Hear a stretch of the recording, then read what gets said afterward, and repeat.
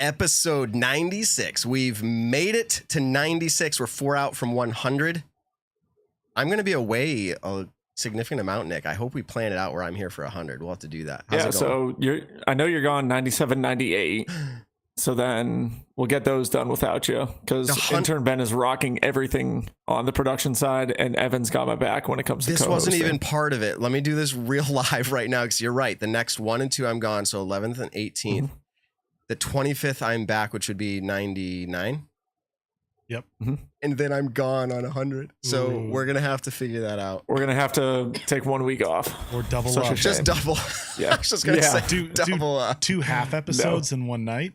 Well, in all seriousness, we may talk about it. We may try to shift and do it recording on Saturday or something or Sunday of that week. Mm-hmm. So that way we can get it in because it'd be weird. I'm like, no, I'm not here 100. Okay, that was a weird intro. So I want to say this episode 96. We've made it this far, and now we are presented with this episode by Cosmic Disc Golf. Check them out on their Instagram at Cosmic Disc Golf. Super easy, and their website, cosmicdg.com. Shop for your disc golf needs there. Have a cosmic day, everybody. All right, Paul Kranz, amateur world champion on the show. Was it last week? I think it was last week, or was it 2 weeks ago? It was last week. No, I think it was. No, it was 2 weeks ago. Okay, because we had Bradley Williams on. No, was he before or after Brad? He was before. He was before Brad. So we're all messed up with vacation schedules. But here's the deal: he's on our show, remember? And I was like, "Hey, who do you want to be sponsored by?" And Nick, you go, "It's Matt." Who else is it be? Look at his shirt. He was wearing the shirt. Discmania. And if you watch Simon Lazat's most recent vlog, I'm giving it away. I don't think it's a spoiler by this point. 100,000 people have watched it. At the end, he pulls out a little contract and goes, "You want to be on the pro team of Discmania?" And so congrats to Paul Kranz. I know it has nothing to do with our show, but can't we just have fun thinking that people that come on our show have good things happen to them? Whether it's winning a tournament or people winning. Yeah. I mean, let's just go with it. Come on. And just people having a good time in general. Right. Kingdom VR streaming of final round at Idlewild.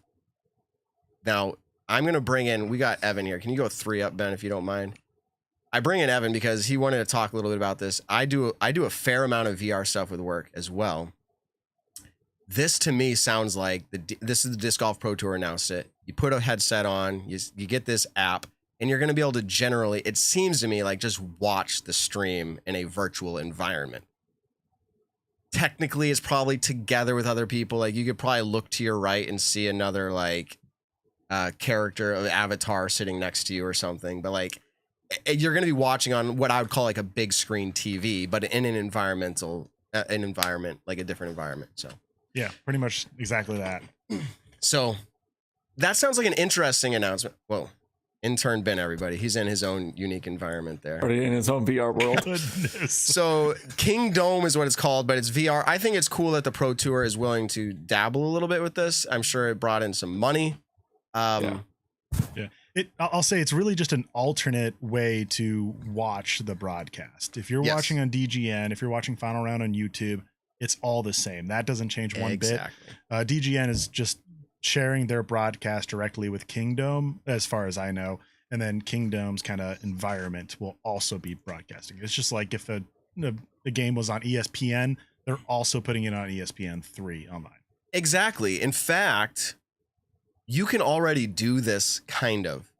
There's a YouTube app inside of the metaverse, if you will, or inside of the app store for the VR headsets, where you can just watch YouTube inside of your headset, and it feels like you're in a big home theater or a big large theater, and so you can already do that to your point. So it's not really anything revolutionary, but it's cool to see people getting involved outside sponsorships in this way. Mm-hmm.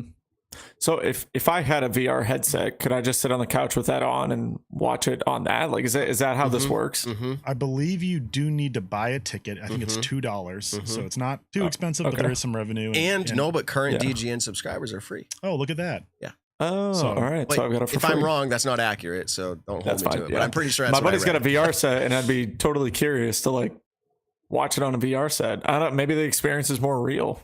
Well, it's not more real. It's like you can be wherever you want and watch it. Like, hey, I want to sit on Mount Everest and watch. Like, you can do that kind of stuff. But like, we're getting a little bit off here. Go ahead, Evan. I think kind of the point is, and I've never dabbled with this, so I don't have the experience in it though. But it's people like going to sporting events because they're watching it with other people. They get to see that excitement. They kind of just get to be around other people. The avatar will do that a little bit. Yeah, you're kind of like just watching it with other people's avatars in the same space. I mean, there's also like a whole marketplace to like deck out your avatar and stuff, so you could buy jerseys or whatnot. You could have a Simon Lizotte jersey maybe in this universe. Could you imagine if you could like walk around, like imagine if you could walk down the fairway, or like imagine you could stand on the tee pad. You know what I mean? Like Nick, that is actually the future. You're right. Like you will be able to do that. And I was just going to say, Hannah, you might remember, let's bring Hannah McBeth, everybody. I forgot. We didn't forget she was here, but let's pull her in. Four up. So Hannah, welcome to the show, by the way. You are our fourth host tonight. We are glad to have you. Thanks for having me. Okay. So I was going. Your AirPods sound so much better than whenever I've done AirPods. First of all, can we just real quick go to a big screen of Nick Carl? Okay. Oh gosh, why? Nick Carl, that's my rug. Can I have my rug back? Yeah, absolutely. Take it whenever you want. I keep forgetting to move it. You can have the mirror too. I don't need it. Whoa.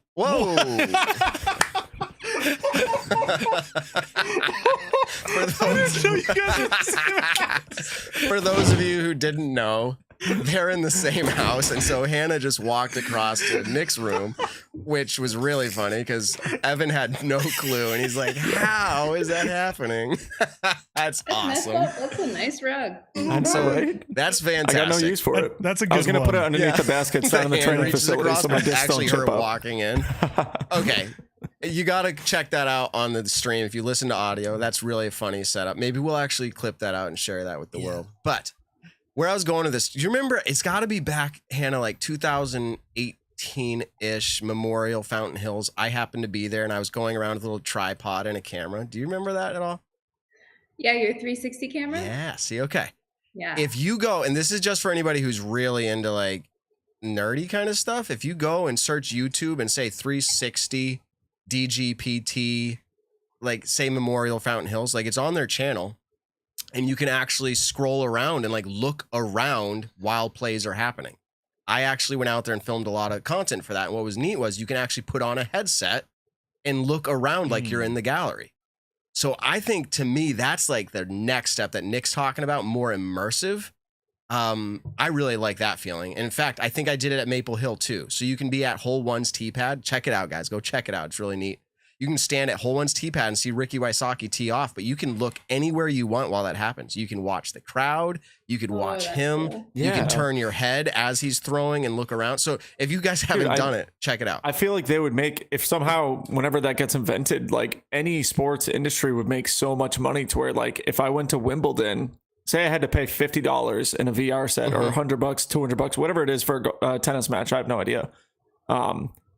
Like I could be on the court, Nick, essentially. So NBA, they did this for the finals. They did this for the finals. Did you see that advertisement? Like you could put on a headset and have tickets courtside. And like people, and that's like complain about like Maple Hills parking and not being able to get to watch Hole 4 because it's too wooded, or obviously plenty of other courses. Yeah, so I think the experience is going to be really cool. I've said that, like I said, since 2018. I said this is how I want to watch disc golf. Like I can look around like as if I'm a person in the stands. It's really neat. I just think it'd be so cool. I'm like so hung up on it right now, but I just think it would be so cool to make my avatar just walk down the fairway with like watching the pro card at European Masters or European Open. You would have to be like a drone, and that's how you do it, and just zinging around like as if like. Oh. Okay, that would be even cooler. I'd be going like 50 miles per hour like, going down the fairway. I'd be following. Yeah. Dude, I'd be following the disc. I could like video into Terry and be like, "Yo, Terry, I just flew down there. His disc is out of bounds." Like DGN, I'm just talking about the future right now. Control, dude. I'm about to call whatever tech people in the world want to get in on this. We're clipping this whole section, and I'm going to become a billionaire. I used to have a screenshot of a Smashbox TV episode comment where they were talking about this and drones and how like drones are starting to deliver packages and they're starting to do all this stuff.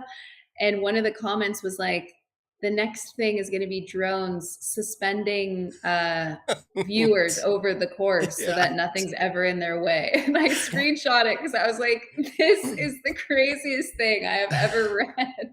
I recently deleted it.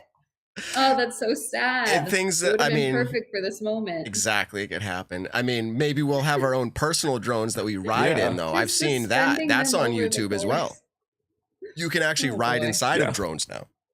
Anyways, we're fairly off topic, and I don't know how much time we're going to have to get back on schedule here, but that conversation can be wrapped up. We can put a pin in it for another time. But Evan, you're a big, I say big, you like the MLB. You're a baseball fan. Mm-hmm. Ricky Wysocki had the first pitch for the Cincinnati Reds against the Mets. Not that he was pitching against the Mets. But did you get to see the clip of him doing that? No, I haven't seen it yet. I did hear it was a little bit outside, and the catcher maybe didn't make the best catch. I don't know anything more about that. So first of all, let me just tell you, the catcher I believe was Blake Schaefer. I believe that's who it was, of the nice. LWS Open, the guy who's Yeah. the main guy there. Uh-huh. And so he's not going to catch a ball unless it's perfect. Okay, perfect. yeah. And even then, I'm gonna rip on Blake then. Okay. Come on, Blake. it looked like Ricky was generally okay with his throw. There's just like a social clip going around somewhere with it. Yeah. But let me ask. I haven't even seen it yet. Yes, let me ask. I'm pitching this one to Evan. Pitching this one to Evan. Wow, That was on accident. That was good. Wow. Easy there, Terry Miller. Pitching this one over. That was a really nice compliment. Thank Yeah. you. I'll take the Terry Miller compliment anytime. Pitching it over to Evan. And is this a big moment? I don't feel that way. What do you think? I mean, I think it's a big moment. It's something to be excited about. And so in that case, it's big. If this is like a monumental thing, like disc golf has made it because one of our stars has thrown out the first pitch, I don't think it's quite that. It is a cool moment though. Like I'm jealous Ricky got to do that. That's awesome. Sure. I'd love to go out and throw first pitch at any stadium.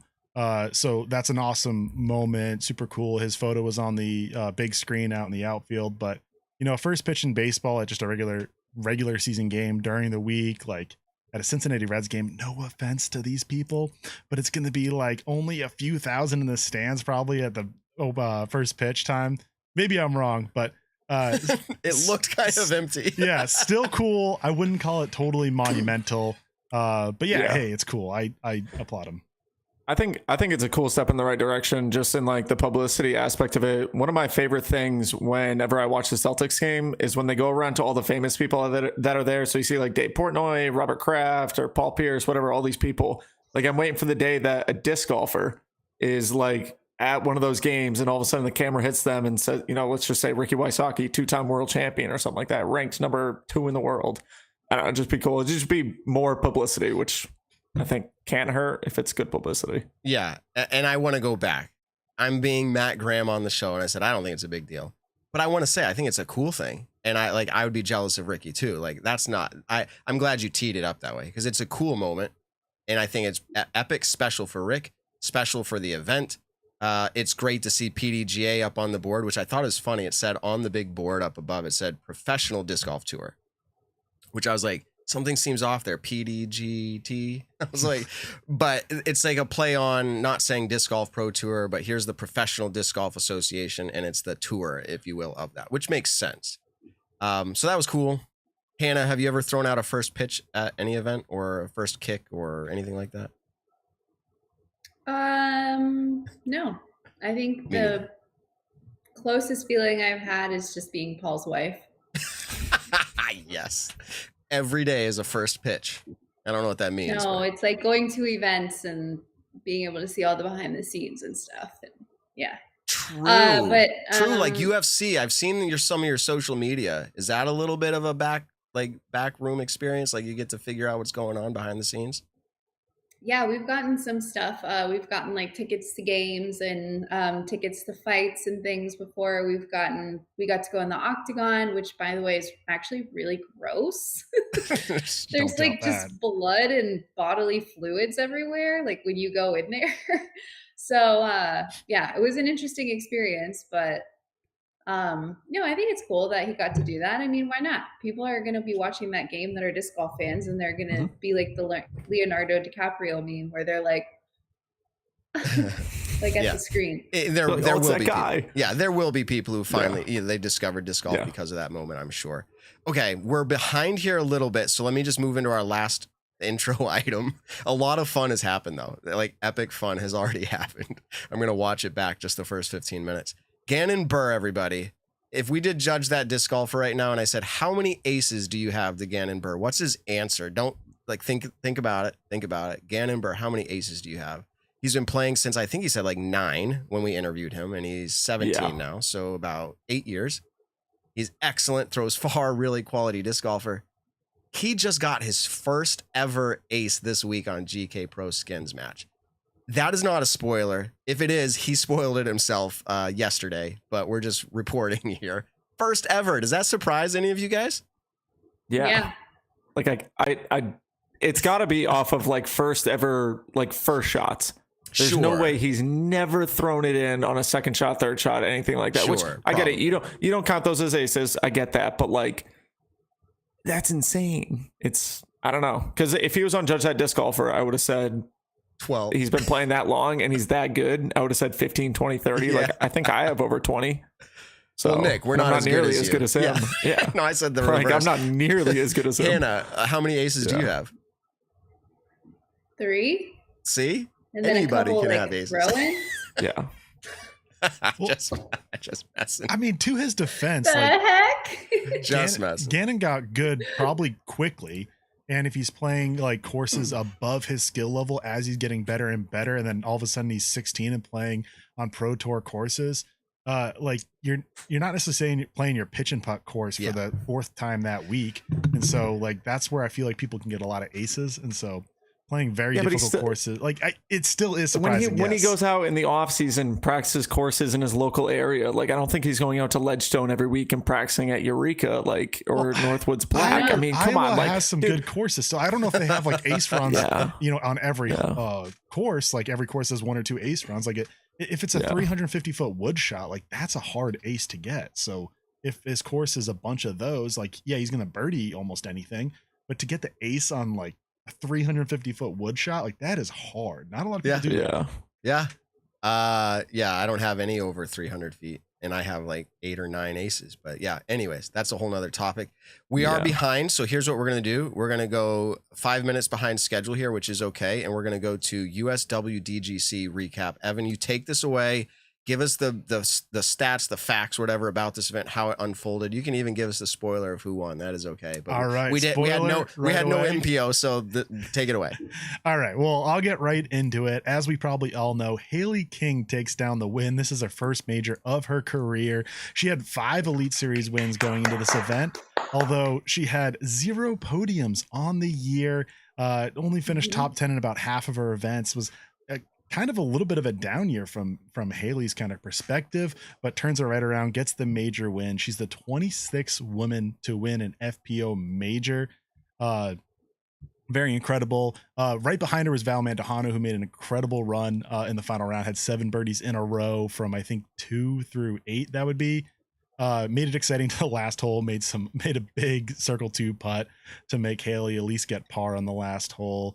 Owen Scoggins was right in the mix. I mean, we all know her as a great putter. This was a shorter course, kind of plays to her skills.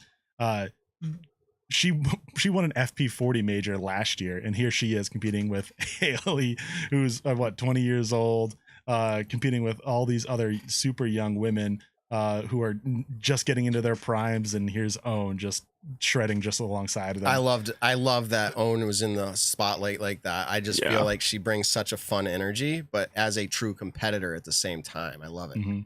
Evelina Salonen had a great tournament. I mean, I think she finished in 6th. She was putting super well. She went back to Europe for a couple weeks or a month, comes back, looks great. Her putt was working. I think she was like 91% C1X in the first round. Kind of started falling off a little bit, and by the final round she was kind of back to her early 2022 self, missing a lot of putts, but she was right in there with the rest of them. Still had a great tournament. Katrina Allen gets a top 10 finish, yet another one at a major for her, and Paige Pierce finishes down in 21st place. That's her worst finish of her career, which I think kind of says something to her status, that 21st place is your worst finish of your career in FBO. You're right. You can look at that's the glass half full. Yeah, exactly. And that's what Paige would do, right? That's what Paige would do. So unfortunate for her that she was on lead card in the first round, and then kind of just, we didn't talk about it the rest of the week. Unfortunately, it was just not her week. But what an exciting week it was. I think this was one of the best disc golf weekends of the year. It was so exciting. Yes, and I think that was a fantastic recap. To to me, how do I say it? I love close battles. So you had that pretty good going into the last round, but I loved, and I get pumped up for Valerie since Waco when we had her on, and I'm like, I'm a big fan. Like, I get pumped up, like seeing her go. I'm shooting for 12 down, and I'm kind of disappointed I didn't get the 12 down, but I went like 10 down or whatever it was. 9, was it 9 down? I think it was 9 down. 9. Yeah, but to hit that last putt to like get within 1 stroke, I don't care if that was like to be within 10 strokes, hit that last putt with that focus and intensity. Valerie fan still here, still growing. Hannah, what was your takeaway? What did you love the most about the event? Yeah, I agree with you. I think the courses were probably what I loved the most. I felt like it was a good mix of scoreable but not easy. You really still had to understand the lines and the fairways. The first course, very attainable birdies and pars if you had mistakes. But there was that new pressure, right, of having to throw a good shot off the tee to score. And there was that pressure of like, that we don't really see that on tour. And what I mean by that is on tour, especially at Preserve, you have to throw like maybe 4 good shots or 5 good shots. And if you're, in the top 10, top 15, you throw 1 bad shot out of 5 on a par 5 or 1 bad shot out of 4 on a par 4, you can pretty much scramble and still get your birdie. But out here it was that like, no, right away, you've got to have a good shot. You've got to understand the greens, the tee pads, the placements, the winds, the conditions. Yeah, I really liked it. I think that it drove the entertainment value of the whole thing right up because there were distances that all of the women could obtain, but it wasn't easy. Like I said, you still had to choose the right disc. You had to still play golf. I know that's been an issue in previous US Women's where they've tried to, for lack of a better word, simplify the courses for the women's division. And this one, it just seemed like the style of golf suited the FPO where they were at. It was great to see, on hole 18. I know they talked about it. The ace was possible for Val. Like that was something that she could have gone for and there wouldn't have been as much punishment.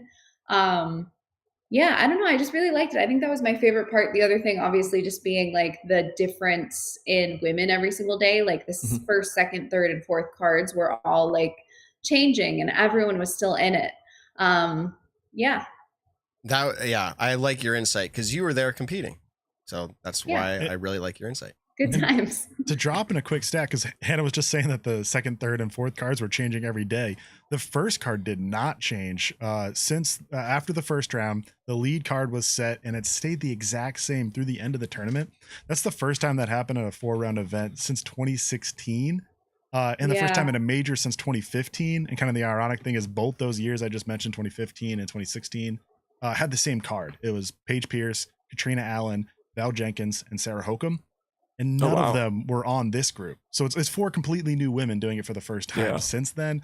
Very cool to see. And one of those women was Maria Oliva, which I didn't mention earlier. She shot 12 down in her second round. That's the best score to par on this season for FPO. So very cool to see, like 12 down. Like that's a good number. And I like seeing that. We don't see that often in FPO. We see it a lot in MPO, and that says a lot to kind of the courses that we kind of see designed for each division. So I agree with you, Hannah. I love seeing it. She shot 31 points above her rating.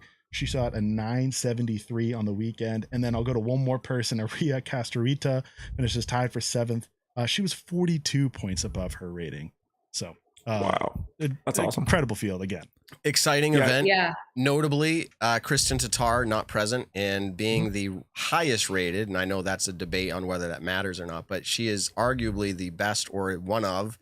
Not there. That's a hole that's missing for sure. And on the other show I do, League Night, which this is not a Monday night for us. We usually record on Mondays here. Yeah, you did it last night. It's usually swapped the other way. But last night on the other show, we were talking about this, and I put the other guys on the spot, Evan being one of them this week. And I said, would you have picked Kristen Tatar to win this had she been there? And that was just an interesting conversation. It's in hindsight, you can't. I mean, Hailey won it outright, but it's just an interesting thing. It's a big hole that was missing. All right. Great conversation around that. We're going to talk more about the event itself later on here, but let's get into this talk around this great product called Hempfield Botanicals. I'm going to see if I can get it to focus here. Hannah always tells me how. Hannah, should I put on the chapstick in any special way? I don't know the correct way, but last time you were on, I put it on wrong, I guess. Oh, don't hold it like that. Stop. The microphone's right there. You got to give him a little bit of a break. So, okay. So I just put on some of this great product of the chapstick as well. It smells good. It feels good. And when you feel good, you play better. That's their whole mantra here. But this muscle recovery is my favorite. You put it on wherever you're sore. And if it's your whole body, you just do the whole thing. And it gets this cold feel to it, like an icy hot. Smells great. Again, you feel good and you're going to play better, and it's going to help you recover your muscles quicker. They also have this salve. This is a specific targeted pain relief where it's going to be where, hey, I need more there. And I looked at it, right? I'm no scientist, but it has more CBD milligrams. I guess is how they do that. And so it's going to be more targeted pain relief, or I guess more intense muscle recovery, if you will. This product's great. I've been using it a lot. My brother, who runs hundreds of miles, he uses a CBD cream, and he was asking me, Matt, tell me more about this product. I'm interested in checking it out. So if you're interested and you're already using a CBD product, give it a chance. Think about it. Give it a chance. Again, code Nick and Matt will get you 20% off your order. And they're supporting disc golf. They're supporting us. Consider doing that. Any closing thoughts on this product? Nick, Evan, Ben, Hannah, anybody? I was going to say, so I went out and played a course that literally felt like, it's called Jenkins Mountain Resort, and it was a very, very elevated course. And after 2 rounds on it, I was driving back and I was like, oh my gosh, my calves are like on fire right now. Luckily, had my Hempfield Botanicals with me in the car and was able to put some on after. And I love that kind of cooling sensation that it gives. And then the chapstick is actually in my kitchen right now. So I use that all the time. Yeah, usually whenever I walk by it. And you know what? Samesies to me. Ben and I both played. Right? Ben and I both played a course called Mountainside last weekend. So you can imagine that's kind of similar. And then I hiked Wachusett Mountain, which might be the tallest peak in central Massachusetts. For anyone outside of New England, it's a hill. Literally, like it's a hill maybe compared like to anything 800 else. feet high. No, it's 1,000, 1,200. It peaks 2,000. Really? Yes. Okay. 2006. Still a hill. But yeah, you don't quite hike all of it either. So Josh runs marathons up those. Okay, yeah, I'm not Josh. I understand that, but I'm just saying I was doing a lot of hiking. I actually bet I did more hiking at disc golf at Mountainside than I did. It's so funny. But either way, yeah, I was in a little bit of recovery pain. So Hempfield was very helpful. And you came in second place. Big shout out to Evan Kearns, podium finish. That is fantastic. Yay, Evan! So whenever you like compare yourself to anything that's like super amazing, it's like, I played disc golf and I shot 2 down. Yeah, you ain't no Paul McBeth. You shot 14 down on that. And you're like, what the heck? You're like, I know that. I just did good for myself. Like, all right. I don't think Paul McBeth has ever shot 14 down a Mountainside. Maple Hill. Okay. I will take the record there that I've shot better than Paul McBeth has. Because that's like something I would say. That's something I would say. It's not a record because he's never played it. Yeah. Okay. Dear Paul. There's a course. When you're in Massachusetts, go to Mountainside. There's a course in Massachusetts you need to play at now. Okay. All right. Without further ado, we've made them wait long enough. We have in the show lined up 2 guests in one, as in like the same camera, the same time. And the importance behind that is they are twins, as far as I understand it. I've never met them in person. Jordan and Morgan, and I don't know if I have them correctly lined up on screen in my head, like who's Jordan, who's Morgan. So we'll introduce them now to the show. Welcome to the show, Jordan and Morgan. We're happy to have you. Hi, thanks for having us. Awesome. There you go. Perfect. Yeah, so we got you a little cropped in here, but we have 2 ladies here on the show tonight, Jordan and Morgan. Jordan, can you raise your hand for me? So, okay. Oh, we have it lined up correct. That's perfect. Sweet. Good job. Yeah, so it was just a guess, 50-50. Jordan and Morgan, and we're correct, you're twins? You are correct. Okay. Nice. Awesome. Who's older? Yeah. Who's older? Morgan's older. Okay, so we're going to do a little bit of this introduction to figure some of these things out right here on the front side. So first of all, is it true also that it was your birthday yesterday? That is true. Yes. Okay, so we tried to do a little research, and like that's what I found out. And so, happy birthday! You share that? Was that the 5th of July? Yeah. Okay, 5th of July. Okay. Do you guys have like fireworks and stuff usually go off on your birthday? No. No. Okay. No. Oh, Okay. All right, just a guess. Same. I don't either. Yeah, me neither. Nobody does.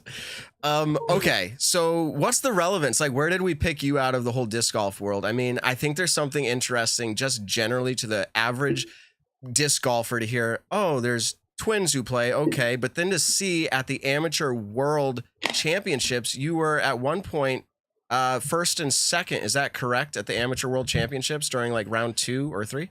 We were actually tied in first. Yeah. Round 2 we were tied. And then the next day we were tied in second. Yep. Okay. Dang. So you have a very similar seemingly skill. I looked up also your ratings right now are only 1 point difference. And I know things have shifted recently with the updates, but like you are 898 rated Morgan and 899 rated Jordan. And I think that's interesting because you also have your PDGA number, which is 1 number separated. You guys did that on purpose, I'm assuming. Our mom actually signed us up we didn't want to sign up. We didn't want to play tournaments. So our mom made us get PDGA numbers. She did it all on her own. She didn't even tell us. She just Really? Yeah. How come you guys didn't want to play PDGA tournaments? We thought disc golf was for nerds. We didn't really know Yeah, let's go. about disc golf. And so we're like, we do not want to do that. Yeah. But we're glad she did. Yeah. Yeah, I would say so. I mean, you guys are incredible at it. So now so how long ago did you get into the sport and kind of like how did it come about in you guys' life? It was about 3 years ago. Like our local park got like a 10-hole little course. And so we went to Walmart and got the Innova starter set. And we played with that for probably 2.5 years. Yeah. And then we've been playing tournaments for a year. Yeah. A year in June. Yeah.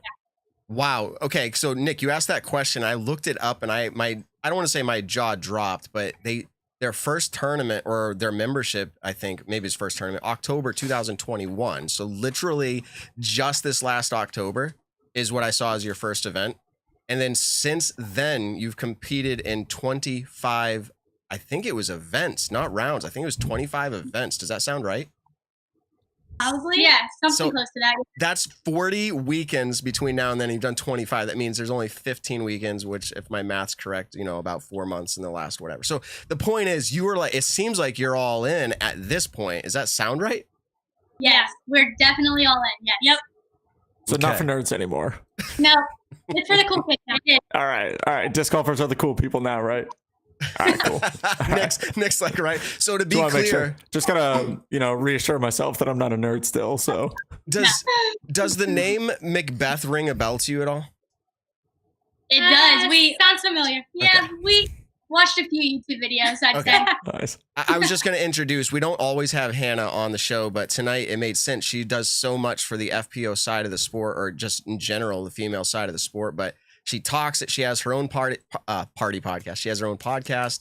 And so she's a co-host tonight with us. So I'm going to let her anytime, Hannah, just interject and ask your own questions as well. But do you have anything now, Hannah? Hi, Florida gang. Hi, gang. Long time no see. Yeah, long time no see. The last thing I said to them was, "Don't get used to beating me," because they both beat me. Ooh. Couple strokes, yeah. Yeah, lame. Yeah. Lame. Okay, so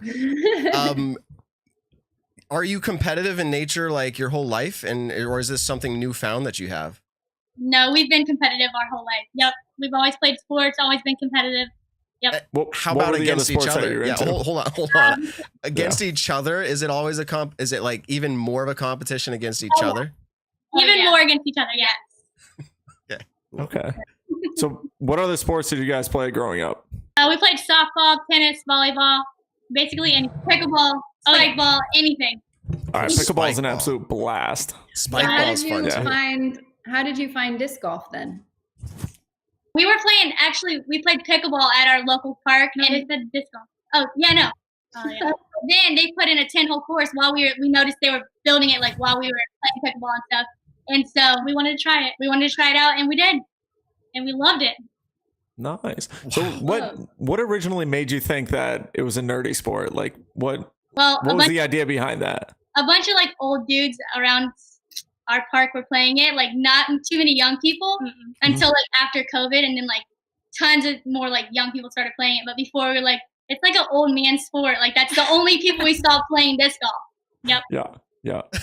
So I mean, I'm not gonna lie. My grandparents used to live down in the villages, and all they played was pickleball and golf. And so, if anything, pickleball is an old person sport compared to disc golf. But anywho, do you have a lot of courses nearby where you guys are at? Not too many. No, we have to travel to get to the good ones. Yeah. Gotcha. Okay. What's like the traveling like? How far? 30 minutes to an hour, or an hour? Yeah. Oh, okay, gotcha. Something at least close by though, to where we have a good practice. Local course is like 10 minutes from us. Yeah.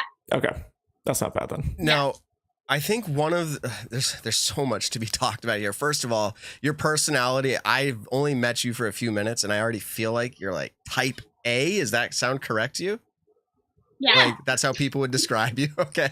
And it's coming at me 2 times. It seems like, again, I'm new to meeting you. So to me, it seems like visually, like maybe I have 2 of the same people here because I don't know you well. And my sister just had twins, and I had to do the same thing with, I'm not even sure who my nephews are yet. So I apologize. Like, I apologize that I'm comparing you in that way. But the idea, I'm curious, like, sibling rivalry, all of that is something, but I think something really interesting here is that you are twins, and people talk about the special, like, maybe connection twins have. You've probably heard that your whole life. Like, how are you playing disc golf almost exactly the same level? Like, to me, like, my brother and I could be very similar, like, separated by a year or 2, but I don't see us, like, just playing very similar like that, down to, like, the point or tied at Worlds. Like, how do you think that came to be for you guys? I don't know. It's pretty crazy because our styles are like completely different. Like she throws like mostly forehands. Mm-hmm. I only throw forehands like if I absolutely have to. I'm play mainly backhand, but I don't know. Okay. So how did you feel at Worlds? Did you feel the same way? You were like, hey, this is crazy. Was it cool? Oh yeah, it was much. But we like playing on the same card so then we can keep an eye on each other. Yeah. What do you mean? What do you mean by keep an eye on each other? I think I know, but showing off and doing good, then I gotta show off and do good. I gotta do better. Oh, like so keep an eye on. Oh, I see. Like, don't let anyone run away with it. I got you. I like that. There you go. I got a question. Yeah, go ahead, Hannah. All right. So with YouTube being such a thing, who do you guys watch to get better at disc golf? Like, what kind of YouTube content do you consume to like improve your game or to relax and hang out? We watch like all the FPO rounds, especially. We watch your husband a little. He's got kind of the best form. Yeah. Yeah. We watch basically all the disc golf content. Yeah. Really? Nice. Okay.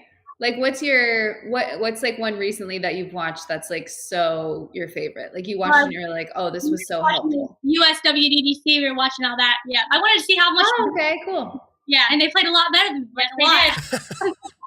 Yeah. The top people tend to do that. It's kind of wild. I was going to ask, totally had it in my head in a second. So you said Paul has really good form.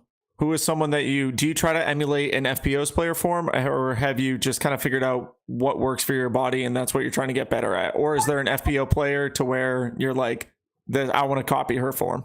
I wish we could do Kristen's form, but that's going to take a lot of work. But yeah, our form needs a lot of work. Yep. So that's something that we're going to majorly be working on. We need a lot more distance. Yeah. Okay. Gotcha. And so I guess that brings in, what are kind of your goals in disc golf in general? Are they pretty similar for you guys, or do you have separate goals of where you see yourself in the sport?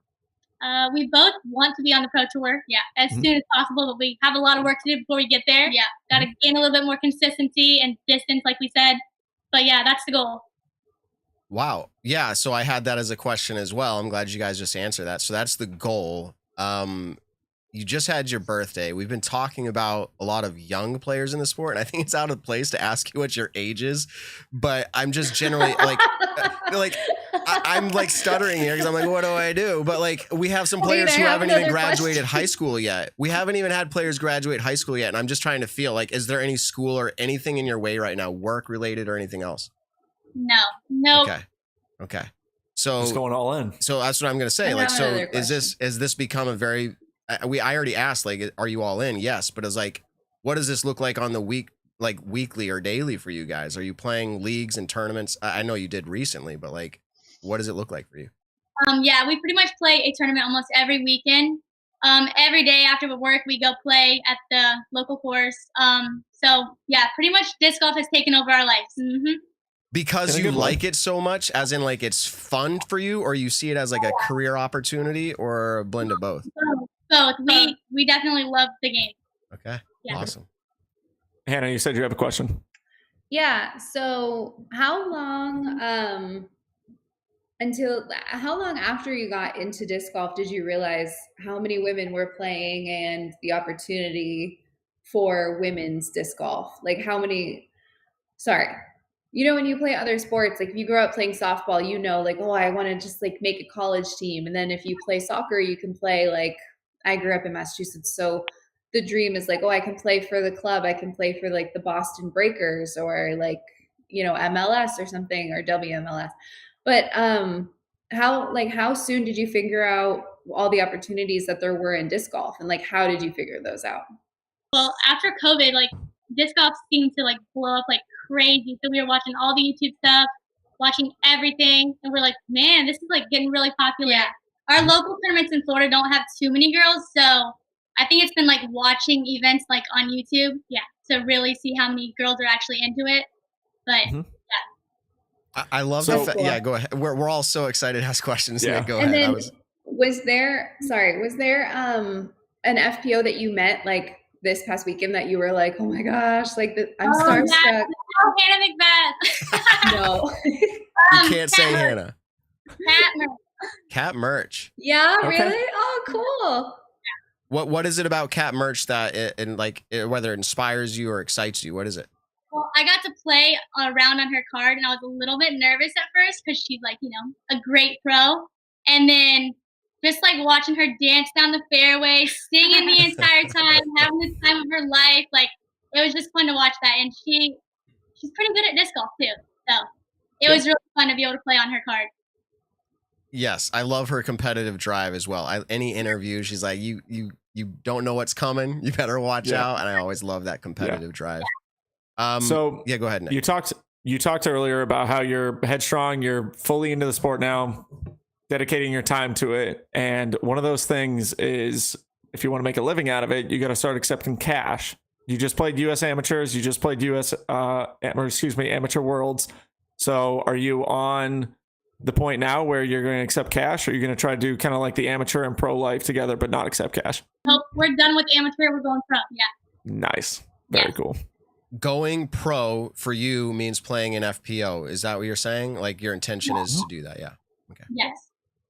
We've had that conversation right now in previous episodes. That's the nice thing right now about disc golf is you can just choose to be pro. Like, hey, I'm going to be pro. But I think you both are demonstrating, it seems, that this is what you want to do, and you're going to do it, and you're going to get better. And I think placing the way you did at AM Worlds, just like we had on the AM Worlds, what do they call it? Advanced 1 men's or whatever it is, mixed at AM Worlds. We had Paul Kranz on the show.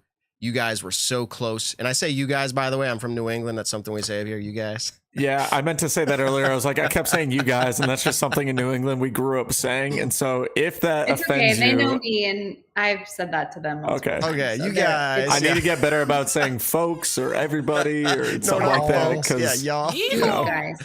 All right, a little off topic there, but I think it's really incredible to see that. I love the story of you both doing that together. This might get like in different side of disc golf, but like when it comes to being a twin, that's an identity thing. What's the craziest thing someone said to you in regards to being a twin? This doesn't have to be disc golf related. It could be, but like, what's the craziest thing? I don't really know. I don't know. People ask us all the time if we're twins. Like, yeah, we're twins. They ask us that all. What's the next follow-up question? What's the next follow-up question after like you're twins? Like, is there something they ask you like, oh, can you read each other's minds? It's gotta be like who's older. Like oh yeah. Do you feel each other's pain? Yeah. No, we don't. Do you have a secret talk? Like, no. Yeah. None of that weird stuff. No. Can you will Can you will the other's putt into the basket? You're like, come on, we're out of the basket. Yeah. Yeah. Out of the basket. Out of the basket. So, I kind of want to understand the feeling in the sense of your sisters, your twins. You go out and you compete. I would say at this point, 100% of your tournaments together, and you're obviously in full support of each other. Is there ever like a dang it, I wish I won that tournament? Like, just talk to me about like when I'm competing with friends. I'm rooting for them to do well because if I want to win, but I want to win with everyone playing their best because I want to play my best. And so how does that, because you have to be supportive of each other, but at the same time, like you also want to have the mindset that you want to win every single tournament. So talk to me about just like how that's been in your amateur and professional career so far in disc golf. I support her winning second place. That's it. I'll support her in second, not first. Gotcha. The tournaments we're trash talking. The whole way back in the tournaments we're trash talking. But yeah. Okay. And but during the tournament we don't talk to each other. Yeah. No. And okay, this is interesting. Like you don't talk at all, or you don't. Obviously, you're not talking trash. But like, are you like? How are you on the course together? Is it sister? You're just hanging out, having a blast, and you guys are playing disc golf together, or is it a little bit more like, hey, we're in a tournament right now. Like we got to put our game face on and we're ready to play. Yeah, it's tournament mode. But I mean, we talk, but it's not like when no trash talk or anything. It's no talking about the shots because she thinks I'll get in her head. All business. Nothing like that. Okay. All right. That's so interesting because the only other sisters that disc golf has really seen come up and stay is like the Mandahano sisters. And they're the opposite of you guys. Like they're very like, they're like this. And they're not twins. They're just like very close in age. But they don't trash talk each other. They will, if they play together, they're like together all throughout the course. It's so interesting. And then you guys are like you guys play more, I think, than them. Like they're lame. We get a little content creation battle going on between the Mandahano sisters and the Lynn sisters, and just siblings in disc golf. We've talked about it for years. Who is the best sibling team out there? One of the questions we actually just kind of had roll through the chat, and it was on my mind, is sponsorships. Any manufacturer sponsorship, any company that you want to be sponsored by? Are you sponsored? Kind of looking like? Are you sponsored right now? Are you sponsored? We're sponsored by Infinite right now. Okay. But we're looking at Discraft. Yeah, we are. Okay. We're looking at Discraft. Gotcha. Is that, do you throw, even being with Infinite, do you throw mostly Discraft in your bag currently? I throw all Discraft and one DGA disc. Yeah. So yeah. Oh, gotcha. Okay. What's your favorite? I mean, for your play styles, what's kind of your go-to disc on most courses? Zeus is my go-to forehand disc. Zeus and Hailey. Nice. Very cool. So we saw with the Mandahano sisters, as Hannah just brought up, that they split ways when it came to sponsorships. Like they were for a while Innova, then it was Discraft and Innova, and then it's Dynamic Discs, and I think it's still Discraft. But the point is switching. But I remember that break being like, ooh, I wonder how that felt.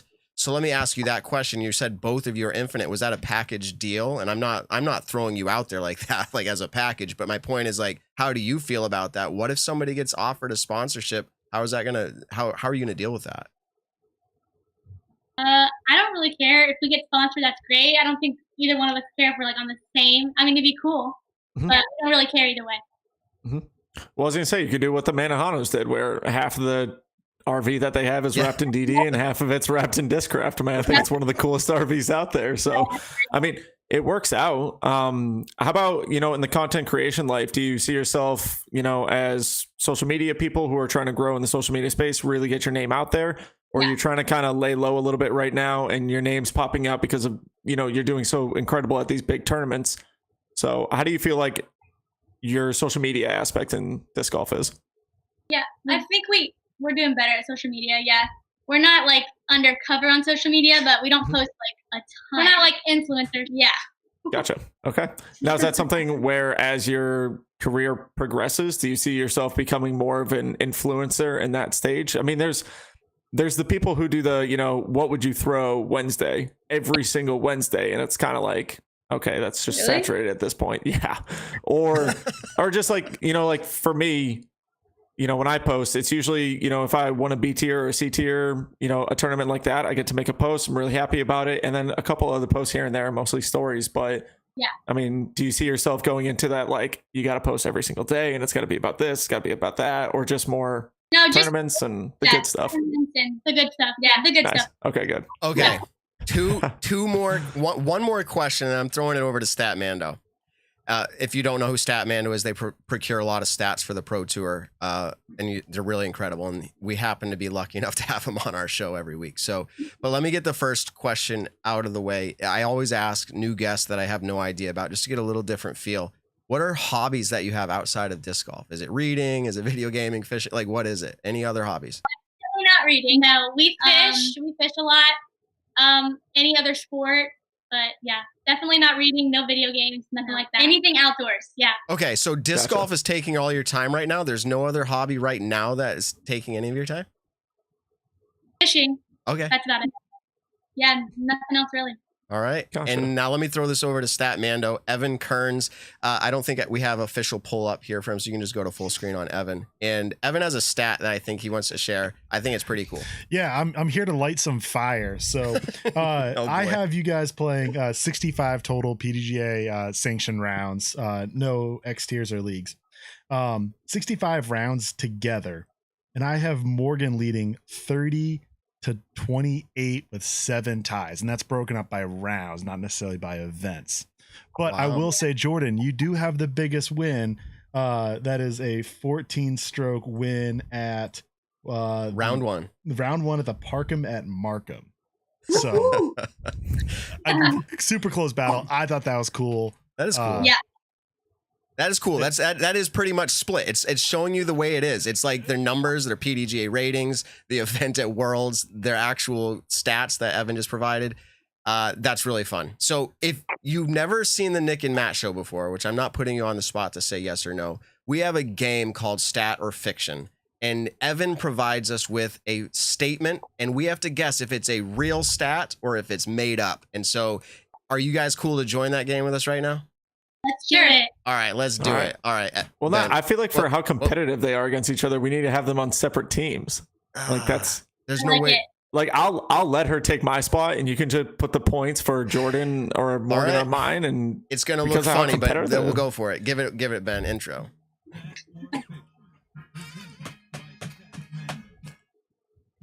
Okay, so as Nick just said, to clarify, we're gonna do Nick's points are for Jordan.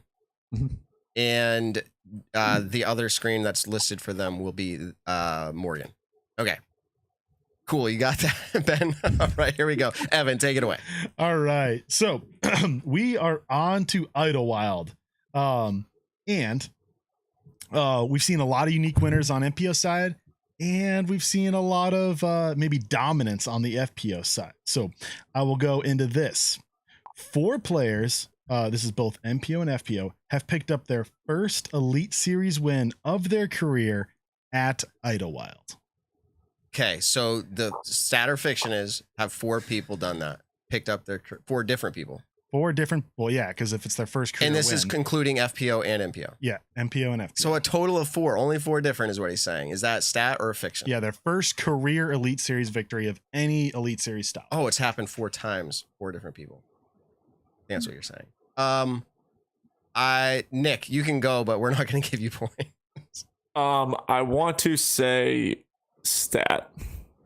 Okay. I'm thinking out loud here. FPO has realistically 2 different winners that I'm aware of. Widboom being one. That would be first, I think. Oh, don't give them hints, I'm man. leading them down what the are path. you doing? I'm leading them. They knew that one, they're saying. So there we go. And then I won't speak out loud on the MPO side, but I'm going to say fiction. I'm going to say stat. I'm not copying you. Yeah. Okay, so they both said stat. So Nick and yeah, there you go. So no, under Nick, Ben, is going to be Jordan. Okay, you got it? All right, here we go. Yeah, that looks good to me. And this is a stat. Oh. So the 4 players that have picked up their first Elite Series win of their career at Idlewild are James Conrad, who won in 2017, Kevin Jones, who won in 2019, Ellen Widboom, who won in 2020, okay, that's 3. and Kyle Klein, who won in 2020. That was Kyle's first? That was his first Elite Series win, yes. So James Conrad was the only one where I was like, I don't know if he's won something beforehand. I'm going through literally every single tournament. I'm like, I don't know if any of them were Elite Series, but all right. I know there weren't repeat. Not that my points matter. Conrad won MVP after Idlewild and then his 2 majors after as well. Kevin Jones, it was all after as well. I think it might have been that same year. Elle Wenboom, her one and only. And on the other winners, Paige Pierce has won 4 out of 5. She won the first. Well, she won national tours even before the Pro Tour started. Same with Paul McBeth and Eagle McMahon. This was, I think, his 3rd Elite Series win. So that's what I was doing in my head. I'm like, okay, I'm going through, and I was just rolling the dice, but I had forgotten about Kyle and Kevin Jones. Anyways, yep, they're tied up 1-1. I have 0. Nick would have 1 if we're actually tracking him. So here we go. Question 2. Or all stat right. 2. Now hopping into Ellen Widboom's special win in 2020. It's her only Elite Series win, and it came with a 6-stroke comeback in the final round, with her having the hot round of the whole entire field. That is all true, and here is the stat or fiction. This was her one and only Disc Golf Pro Tour Elite hot round of her career, being that 2020 round 3 to take down the win. Who was that again? Ellen Widboom. In 2020, when she had the massive comeback, had the hot round, won the tournament, that was her only Disc Golf Pro Tour Elite hot round of her career. Oh, that's the stat or fiction. Yes. That this was her only. I feel like I could be leading you down the wrong road, people, so don't listen, but I feel like around that time she was doing pretty well. She might have had another. I'm going to say fiction. That's my answer. All right. Jordan, you're up next. I say fiction as well. So that's under Nick. There you go. Okay. Ooh. They're trying to trying to spread. Okay. Take it. Take copy here. I was gonna say stat as well. All right. So this is fiction. She had another hot round that year at D-Glow, which, Matt, I think you might have been on it. Around the same time, she had another hot round. She finished in 2nd at that year's D-Glow. She was playing super well around that time. I had that, I don't want to say vague recollection, but that's about as good as I could do. I wouldn't have said D-Glow, but I knew it was right around there. So yeah. Okay, cool. So Jordan's leading everybody right now to, oh, Nick, you actually would have gotten that correct too, but we're not. I said stat. Oh, that's right. So she's leading totally 2-1 on everybody. All right, here we go. Usually the third question is the final unless there's ties. Yep. And Jordan's got the box this round too, That's which works out well with her right. leading. All right. Hailey King won her first major, so by that also her first U.S. women's. And with that, Hailey King became the 9th unique player to win U.S. women's in FPO. 9th unique winner. Do you need to read that again, Jordan? You good with that? I say fiction. Wow, she's either really good with her history in disc golf or she's just rolling the dice. All right, Morgan, you're up. I gotta go stat. Yes, our chat loves the fact. Yeah, the way we play the game, they love it. No, they actually are always like, no, don't do that. Yeah. I think they hate it when you and I do it like that. Okay, Matt. okay. All right, Nick, what do you think? I'm not gonna lie, I was looking at the tournament coming up, and so I did not catch the question. I feel like it's, but I'm gonna go stat. But I'm gonna go stat. So you said 9 unique winners. Yeah, that's the stat or fiction. Being the 9th. I'm gonna say, of all time at U.S. women's in FPO. Right. It used to be like back till 2010, but this is just all time general, right? Yeah, 1999 was the first year. Okay. The reason I'm asking is because I'm like recency, as in the last 10 years. No, you're not having 9 winners. I don't know how far back you have to go, but if you go way back, what do I have to do to tie up here? I would have to say stat, but your all-time records, don't forget those. Yeah, I feel like I have to go stat because of all time. I don't know the people's names and all that, but that's what I'm going to say. Stat. All right. So if this is a stat, it's a 3-way tie. Yeah. If it is fiction, Jordan takes it down, and it is fiction. Oh, she takes it down. Look at that. Wow, 3 for 3. So Hailey King was not the 9th player to win. She was actually the 13th unique player to win U.S. women's. It's been around for over 20 years now. But there has been a lot of unique winners. It was more winners. Right? So you have all the people you'd expect, like Juliana Korver, Des Redding, Elaine King, Val Jenkins. I said it backwards. Kind of the modern era of Katrina Allen, Sarah Hokum, Paige Pierce, Kristen Tartar, and Hailey King. The people you might have not known that has won this event is Leslie Todd, Angela Shigfree. Is that right? I'm always bad at pronouncing that. There's a T in front, so I always feel like I have to pronounce it, but I don't think you do. Sarah Cunningham and Hannah Leatherman have all won this event as well, and that is 13 total players. Wow, I think I answered it incorrectly, but that's okay because honestly, that's my own fault. But that's incredible. Jordan still would have lost. Still would have lost. Exactly. It doesn't matter. To put it politely. To put it politely. Or bluntly, not politely. And Morgan's over there crying. No, I'm kidding. She's not crying. Well, hey. What was the stat I gave right before this? That was PDGA sanction rounds. But if we include that with stat or fiction, it is now tied 30 to 30 with 8 ties. Oh, stat Mandos. All right. I'm gonna count it. All right. So let's go back to the interview setup, Ben, if you don't mind, as we get ready to close this out here. So it's fantastic having you on. Tremendous guest. Your personality, I believe, is going to shine and radiate to everybody, whether they're watching or they're listening. Where can people find your social media or anything else like that? We didn't list it for both of you because it wouldn't fit appropriately on our screen. But if you don't mind and you want people to follow you, let us know how to follow you. Instagram, Morgan T. Lynds. Yep, Instagram, Jordan_Lynds. Okay. There you go. Awesome. We hope the best for you at your future competitions. And if you ever make your way up to, we always say this, Maple Hill, the world-renowned Maple Hill, that's where we produce out of, the same town. And we'd love to get in around with you. So let us know. Hit us up. And you guys have a great evening. And we look forward to watching you out there. Yeah, thank you for having us. Take it easy. Thanks for coming on. All right. Bye. Bye. Wow. So that was a blast and a half, I think is how it used to be said when I was younger. Blast and a half. Wow. Hannah, reactions. You met them in person. Did they communicate same over the air like this? Yeah.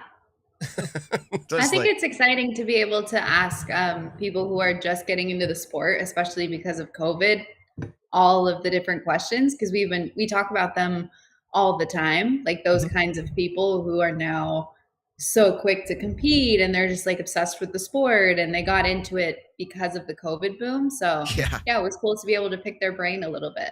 Yeah, it's different. Yeah. I think that's one of the coolest things just about disc golf in general is it allows that competitive aspect, whether you're playing novice or you're playing pro, you can still go out and compete and have a blast. And so I think getting out of high school, getting out of college, when you're done playing those sports, for school and everything like that, it's finally something to where it's your own sport. You're practicing on your own time. It's not like you're playing a men's or women's softball or baseball league, whatever, or indoor soccer, stuff like that. It's just such a fun time to actually be able to go out and compete still, have that competitive nature. Yeah, for sure. So we made it to this point in the show where I want to talk about another awesome product I've been using, Max Wax. And I've told you since the beginning that I believe in this product right out of the gate, but how could I do that without using it a lot? But I believed in it just the way I did with Evan Kearns and Sat Mando in the beginning. I was like, you're on the show. I don't even know you, but it sounds good. I'm not saying I have great judgment here. I usually don't. But DG Max Wax, and I'm saying this, I'm getting it out. I actually am using it now, like every round, many shots, especially as the summer ramps up. And I'm using this more than I thought I would actually use it. I always loved the product, but now I'm like starting to have it be, I don't know, my blankie. I don't know. It's like, I got to go over and get a little DG Max Wax, get my fingers just right. They have the mini citradelic smell.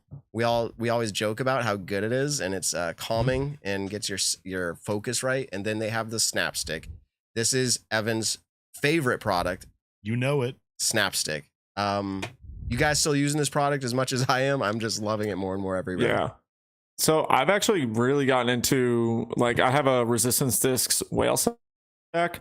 And it's not something, I was never really a huge whale sack, chalk bag, birdie bag. I've had a couple good ones in the past, but now it's kind of perfect because when it's super humid out, I get to use the chalk bag or the whale sack really quick and then throw on the snap stick right after. And it's just kind of like that perfect, it fights the humidity very well, which I appreciate a ton.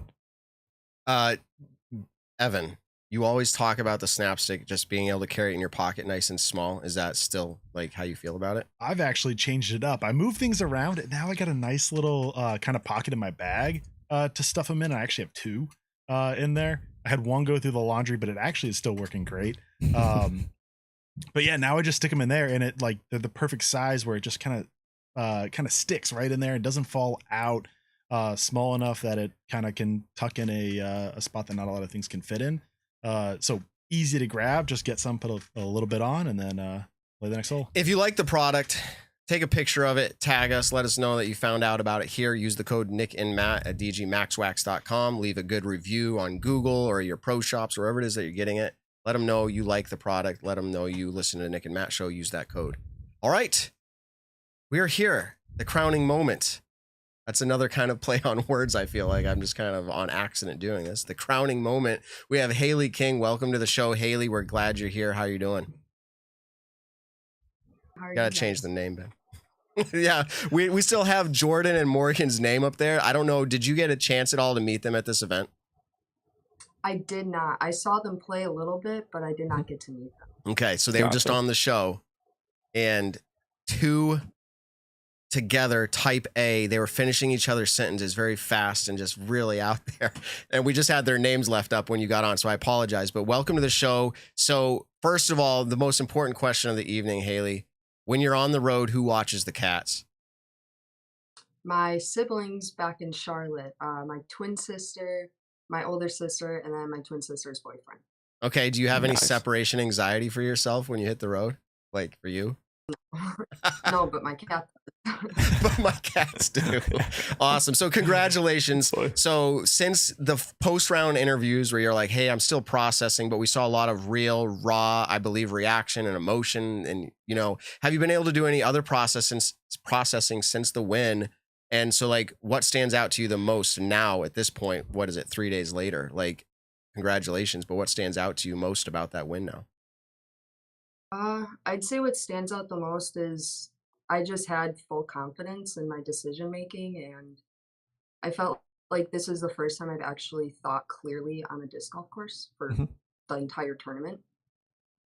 Wow. Where do you think that kind of just, you know, you're working on yourself lately. You've in the past talked about just things going on in life, and, you know, I think in everyone's life, it kind of can sometimes get the better of them. But where does this kind of mental clarity, where did it come from?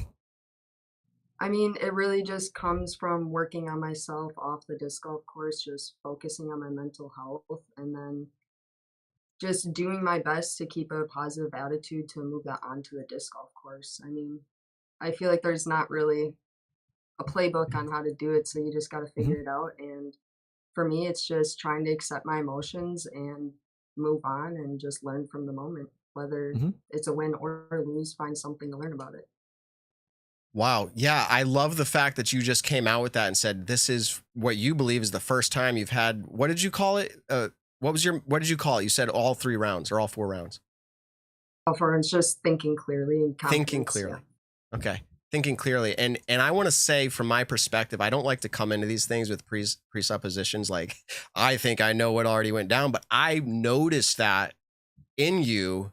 And on the other show I was talking last night, we were talking about what was it? What did it look like the keys to success were? And it seemed that stood out to everybody that there was something about that was different about this. And so how are you going to be able to bottle that up? Do you have concerns, or you feel like this might be a new page for you? I mean, I feel like it's definitely going to be a new page for me. This is my first actual big win. And I think from here, it's just going to be a challenge for me to learn how to find that momentum again and find that state of mind that I was playing in and transfer it to other tournaments, you know? So just gotta keep going with it, keep playing tournaments, and yeah. Now, talking about kind of, you're saying this is your first big win, and this is obviously your first major win, but this is also your first win since switching sponsorships, which I think in a lot of people's cases, you know, it's really cool to see, you know, players move on to different sponsorships and then seeing success out of it, you know, and taking that time. And so it's cool to see you finally won this major. Are you finding, you know, more comfort in the discs lately that you've switched to? Or are you finding just more comfort in the people? I know like Jeff Panis was caddying, I think all 4 rounds for you. And I remember when we were all at Champions Cup, he was doing the same thing. Is it just kind of like you're feeling at home? You're feeling like everything's just kind of working out disc wise for you now?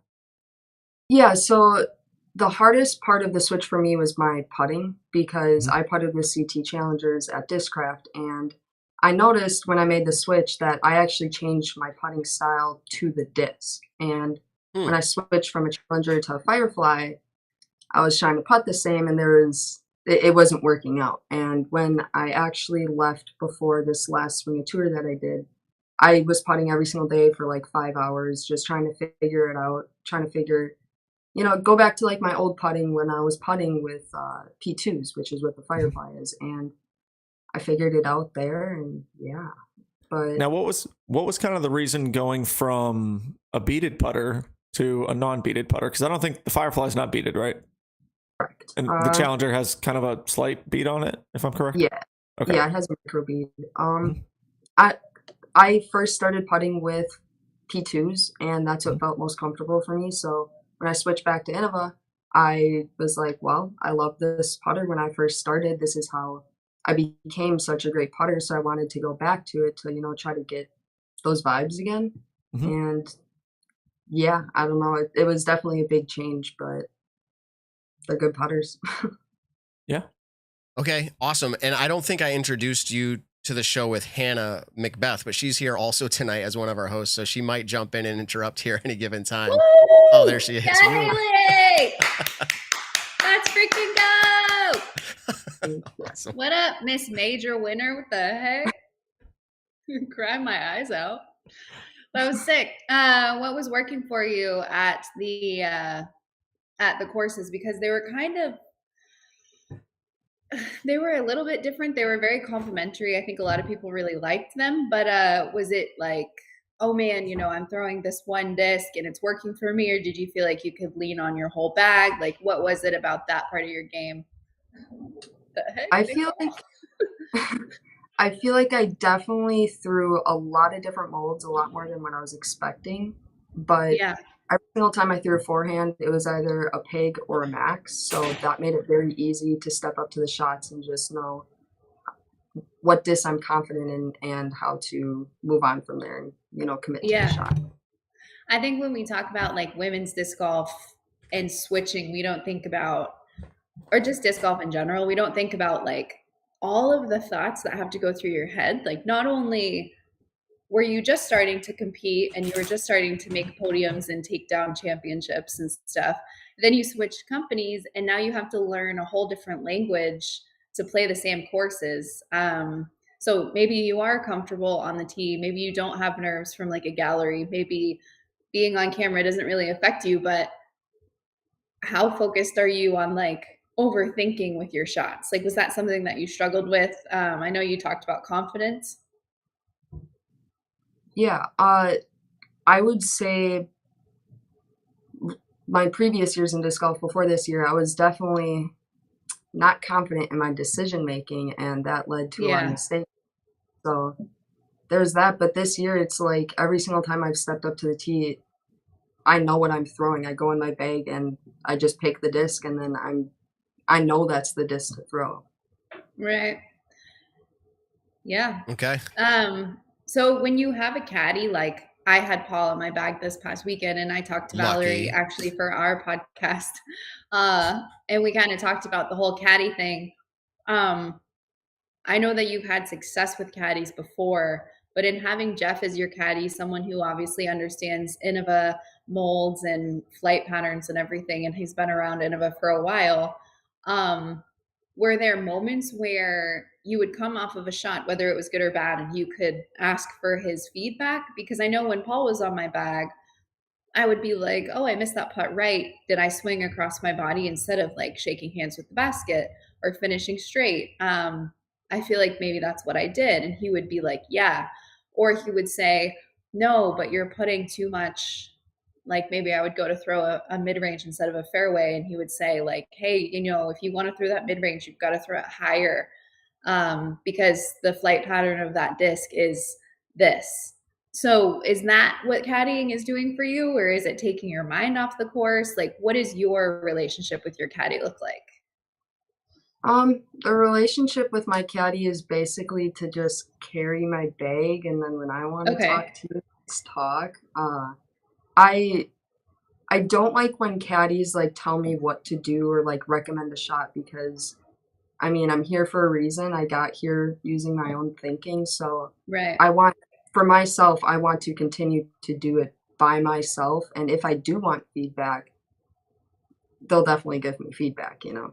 Yeah. I love how the camera, the live coverage now has just been fantastic. It has been for a while, but I love how their cameras will focus in sometimes. Do you have that feeling that the cameras are on you sometimes or all the time? Like, is that in your mind? You throw a shot and you're like, they're zooming on my face right now. Like, are you aware of that? No, that doesn't cross my mind at all. So one of the moments, and I brought that up because Hannah led into like your caddy and your relationship there. And I noticed at one point, like you went over and said something to him and I have zero idea where this was. It was somewhere in the round, probably near the end of the final round. And I remember you said something and his face was funny to me. He kind of raised his eyebrows and kind of like smirked like, like maybe, I'm not sure. But it was almost as if he was just like, you're playing. Thanks for telling me. But it's an interesting thing to see. And I've also thought out loud here, and I'm not asking a question, but Jeff is the dad or the father of Kona Panis. And I thought that must be unique for him in a lot of reasons, maybe for Kona as well. Yeah. Just really quick. I mean, has Kona said anything to you at all about that? Like, hey, have fun with my dad caddying? Oh, we might have lost the audio here and I apologize. I'm trying to get it lined back up and I just realized it crashed for some reason. So sit tight. I'm going to work my little fingers as fast as I can and get everybody back in. Oh, I got it. That's the goal. Can you guys hear me again? Yep. Yeah. Okay, hold on. They can hear me. Let's do a quick test. Can I hear you? Okay, I can hear you again. Okay. Wow. It shut down mid thing and it was like, and it said, oh snap. It's like, it just shut down. That's what it said. Oh snap. So what I was asking Hailey, and I don't know if you heard this question, I said, Jeff Panis is the father of Kona. And I was just interested if Kona has ever said anything to you like, hey, have fun with my dad as caddy or like lucky or anything like that. She said anything to you about it? She's definitely sent a lot of messages. Like, we're friends, so it's cool I don't know, it's cool that my caddy is her dad. And yeah, she sent some messages like that, but it's all fun and jokes. Good. Awesome. I was just something that came through my mind and I'm Matt Graham. I wrote it down. I said, I wonder if there has. So that's cool. You guys literally stole all the caddy questions that I wanted to ask her. So thank you. I have a question. Well, you got up, Nick, and you walked out of the room. In women, okay, I keep saying in women's disc golf, that's like the only disc golf that I really care about because it's like, you know, I care about Paul too. Fine. Anyways, so in disc golf, like media and entertainment is like a very real thing. So speculation is obviously a big part of that. And I know that a lot of people take your career for what you've done and then what's happened to you this year. And they like try to speculate for entertainment purposes. And it's like all part of being involved in sports. Is there anything that you've ever heard said about you in like your career that you're like, that's like very wrong? Because I think the number one thing that I always think is as people are walking down and walking, well, like, so Matt kind of alluded to it earlier with the camera question, but a lot of people that have never been in that position before think that that's a factor when you're about to win a tournament. Like, you're walking into the crowd, there's a lot of people around, the tension and emotion is really high. And you aren't one of those people to like show your emotions outwardly. So would that be something that you're like, oh yeah, I've heard that about, you know, professional athletes, but that's not really me. Does that make sense? So like, what's something that you've heard about yourself or about like professional athletes that you're like, that's not true for me because whatever? I mean, honestly, I don't pay attention to that stuff, so I have no clue. How about biggest misconception? I'm going to relabel such a long question for such a short answer. Yeah, I'm going to relabel it in a little different way. It's not the same thing, but she said she doesn't listen. But biggest misconception. Do people have a misconception about you on something that you're like, it's so wrong? I mean, I don't know. Nobody ever says anything like... I don't know. I feel like people, if you know me, you know who I am. And like, if you don't know me, I'm pretty chill. I don't know. Yeah. Cool.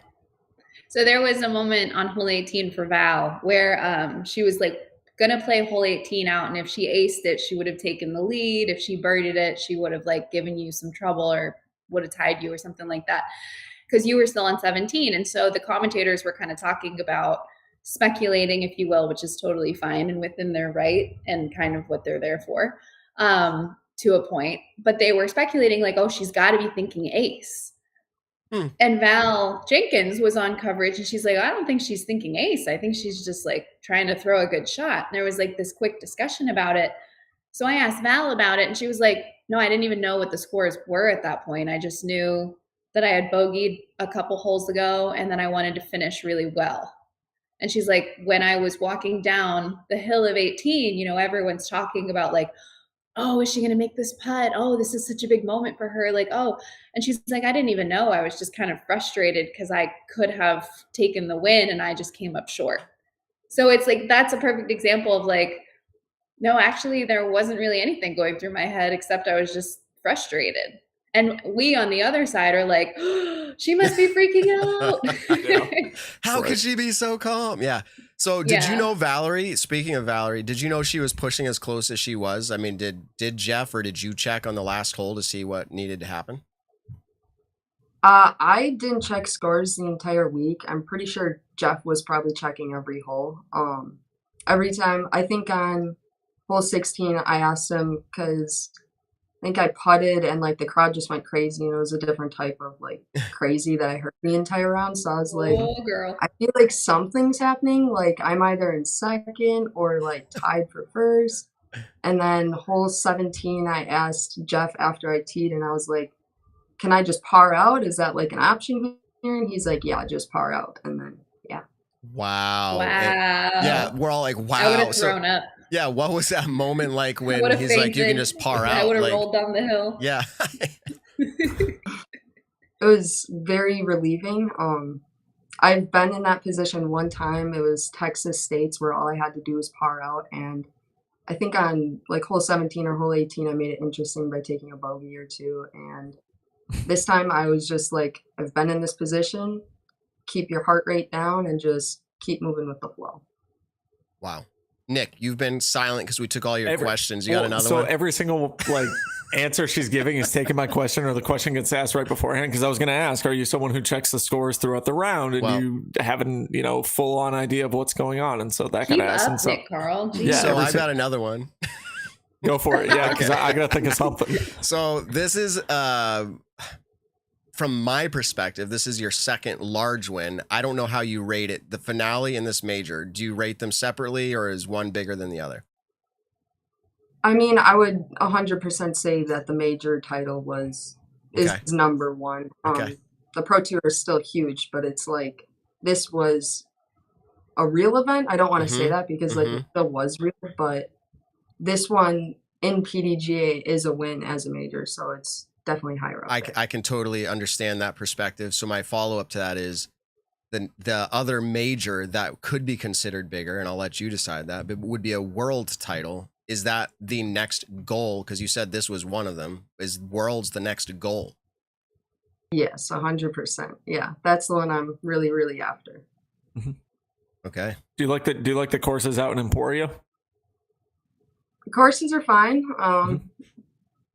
Yeah. I don't know what the weather is like that kind of the year. So I don't know. Is it supposed to be super windy? Yeah. Like, if someone in the chat is from Emporia, please. Yeah. Let me hop in real quick. Genuinely curious. And say Hailey won DDO last year. So I think she's certainly capable of playing well at those courses. Great point. No, absolutely. Great point. I guess kind of a question, and I'm going to try to formulate it as I'm talking to you about it, but you've played 9 tournaments so far this year. And I think I was just looking, Katrina Allen's played about 15. And so you've taken some weeks off to kind of, and you've said this multiple times, just working on yourself, working on your mental game. You moved out to Charlotte recently. Now, is a lot of it to work on yourself, or do you not want to do that weekend, like every single weekend grind, like the kind of Pro Tour players are doing right now? Well, it's a big play of both. I don't think for me as a player, I don't think it's necessarily healthy for me to be out there 54 weeks of the year. And being home, like, it is good for me to be home so I can rest up and so I can win the next event. Because if I'm on the road 24/7, it's extremely exhausting for me. I love driving, but the touring aspect is very hard for me, and yeah, I'm gotta figure that one out still. Yeah, no, definitely. So I heard Hannah off screen say, well, she acknowledged when you said it's tough. It's like, it's, you know, being on the road and all that stuff. It's not the best for you. I just wanted to ask, because it came up in your post-round interview, a few significant things, emotions and all that.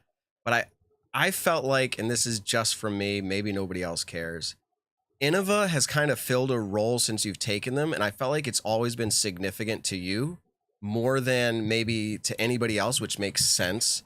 But we didn't hear any like deals announced beyond like, hey, maybe timeline or things of that nature. But you've always commented on like, they're a great support system for me, and you've elaborate. Can you elaborate on that? Like, what has Innova been for you as a sponsor that you were looking for? Well, I mean, they listen to me as a player on the course and then a person off the course. So I came to them with a few of my current and old problems, and I was just completely open and honest about it. And they worked with me about it, you know, like all the team, everybody on the team, my team captain, Jennifer Allen, Jeff Panis, even Joe Rotan, and Dave, they all constantly reach out to me, and they just make sure that I'm doing all right. And if I need help, they're going to like make sure that I get the help that I need. And like, we have acknowledged that I plan to be here for a long time, and I am going to be here for a long time. So they trust me, I trust them, and we just want to make it work together and have a really good partnership. Yeah. Okay, so it should probably go without saying, like, we're not going to see an off-season announcement you're moving somewhere else this coming year. You can change that, obviously, but I just had to ask. Hannah, you got something else? Yeah, so we talked about this trend last year a lot, because obviously coming off of COVID into 2021, it felt like disc golf was just back. Like, we hit the ground running, and it was like every single week. And then the summer was like fully booked up. And the one woman who wasn't fully booked up was Kristen Tatar. And she came over from Estonia, won, you know, I think she took like 5th at Worlds, and then won a bunch of events and just did the thing, made a bunch of headlines, a bunch of money, and then went home. And everyone was like, well, are you coming back? Like, are you coming to the Pro Tour Championships? Like, what? You can do that? Like, wait a second. Like, you just came, stole all of our money and trophies, and then went home, and now you're just at home with your cat? Like, what's going on? And so this trend started happening. Like, this idea kind of popped up with Kristen and for European players as well, where you can just kind of pop in, play a leg of the tour, be super relevant if you're good enough and you're dedicated enough, and then come off of it, heal, rehab, take time off, and still be relevant. Like, you can still have a dynasty and not be at every single Silver Series and every single event, every major, you know. Was that something that sort of weighed into your decision? Like, was that kind of, do you feel like her doing that, other people sort of doing that, normalized it for you when you took that to Innova and was like, hey, you know, I need to not be out every single week? Like, that's not the best. I'm not going to put up the best scores if I'm doing that. I didn't really know that they all did that. I didn't really like put 2 and 2 together with Europeans, but that is just something that I felt that I needed to do for myself. Yeah. So it's just kind of like, I came up with the idea for myself. I don't know. Yeah. No, that's sick, because like, I don't know, it's easy to be like, oh yeah, well, that's kind of what people are doing now. But you kind of just, you didn't even realize that. You just advocated for yourself that heavily. Yeah. That's dope. I see Hayley as a very independent individual. Is that accurate description, you feel like, Hayley? Yeah. I don't know. I say, what do people think misconceptions about you? You're like, I don't know. I say it's independent, right? I don't know. I got to get to know you better so I don't have to ask the question. So anyways, so let me ask this, because I thought there was also some relevance to the fact that it was in social media. It was on the live feed. They talk about the idea that like, hey, this is her home state, not necessarily her home courses, but like, as a competitor in disc golf here, and it is your state, you know, residence for so long, what were the feelings around this at all? Like, did it have any special feeling to you? What did it mean for you to be back in Wisconsin? Yeah, it definitely was special. Like that's not enough words to describe how I felt. As a lot of people know, that Mad City Open was one of my first amateur events in 2016, and I met so many women, so many men that just play the game, and it was really cool to come back there 6 years later and see the same faces and be able to catch up and stuff like that. So from the second I got back into Madison, like I just felt a bunch of weight just be relieved, and I felt back at home, even though I've only played Elver a couple of times, never played Token Creek, but it was really cool to go home and just see all those people, because a lot of people from hours away in Wisconsin that I've known, they came down and they watched just to support me because we're best friends type stuff. So it was really, really cool for that. So it sounds like the perfect storm came together. And I mean Hailey's storm, right? Or hailstorm. Or Hailstorm. It was the perfect storm in a good way. Yeah. In a good way. Like home state, you got the feels from that.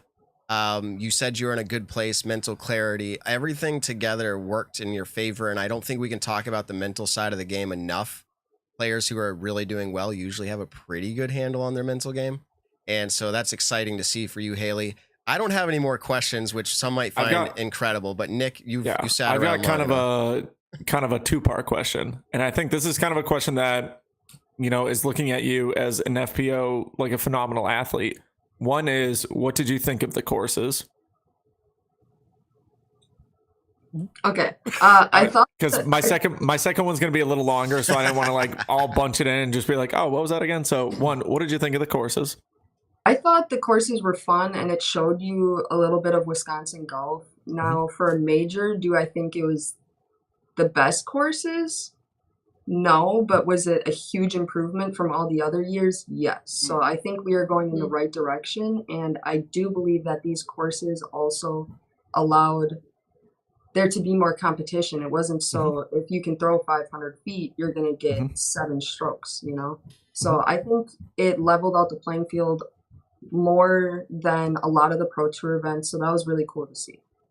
And then kind of like the second part of that question is, and this is just something that I've been reading in the chat, I didn't see it too much from the coverage that I was able to watch, but the baskets, people complaining about the basket. And I guess my opinion is, one, did you have any issues with the basket? And then two, or my questions, one, did you have any issues with the basket? And then two, do you kind of feel like there should be a higher standard? You're going to a major, you're about to compete, and for something as simple as like consistent spit outs, and I get it, every single basket is going to have a spit out, don't get me wrong, but when you see it happen over and over and over again, it's kind of a different story. So I would say my second part of that question is like standardization of baskets. Do you feel like that should be something that comes into play more for the PDGA and the Disc Golf Pro Tour? Yeah, so for spit outs, I'm probably the worst person to ask their opinion on it because I will always find something that I did wrong in order for that spit out to stop. Doesn't matter if it's a cone basket or a Mach 10, right? Yeah. Now, I really do think there needs to be a standard of baskets. It was crazy how we went from Mach 5s, like 20-year-old baskets, to what was it, chain stars or disc catchers? That's what it was. It was disc catchers. So a really new basket compared to a 20-year-old basket definitely changes the game up a bit. And that definitely needs to be fixed. At least have just have the same baskets on the course. We're going to tone holes and like pole holes and like that'd be pretty funny. Dude, just put the 2 lines on the tree again, and there you go. You hit that. There's no spit outs if you hit it in between the lines. It's good. There's no spit outs or anything. It's Hailey's fault. If she misses or hits too high, it's her fault. The tree didn't catch it. They're gonna have debates whether it was good or bad. So that's all I had. Hannah or Nick, any final thoughts here? And congratulations. Okay. Yeah, Hailey, how was it for you to play and win this major? Like, what can it mean when all these women signed up? Like, this was the most, I almost said most popular. This was the biggest U.S. women's that we've had to date, and it's pretty historic. And then you come along and snag the dub. So, like, what does that mean? I mean, it definitely feels good, and it's cool because I would have never. I mean, yeah, I could have guessed this, but I didn't think it would happen this soon. I'm not even 21 yet, and my goal was to get a major by the time I turned 21, and I thought that was an unrealistic dream, you know? So for that to happen at my home course with the most amount of women, it's just like, it's completely mind-blowing. It's similar to how I felt when I won the Pro Tour finale in 2019. So it's really hard to put like my, I guess it's hard to put that on a scale for me, because it's just like super cool. That's it. Yeah. Oh, definitely. All yeah, right. It was awesome. And then I love that on top of like the sentiment that you said, that the courses were so scoreable for so many different women, that it really was, the opportunity was there for so many women, but you walked away with like the solo win. Like not even, you know what I mean? Like there was no tie, there was no playoff. It was just you at the end of 4 rounds. So that's pretty cool.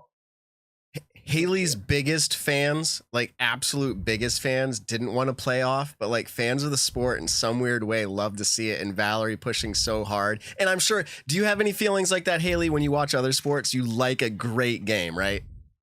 Oh yeah. Okay, so you get it. You get it. We're sitting there going, oh, is Hailey going to mess up the last hole? We don't want her to, but if it happens, this will be absolutely epic. So it was epic in its own way that you just took it down outright, and that's beautiful and wonderful, and we're excited for you.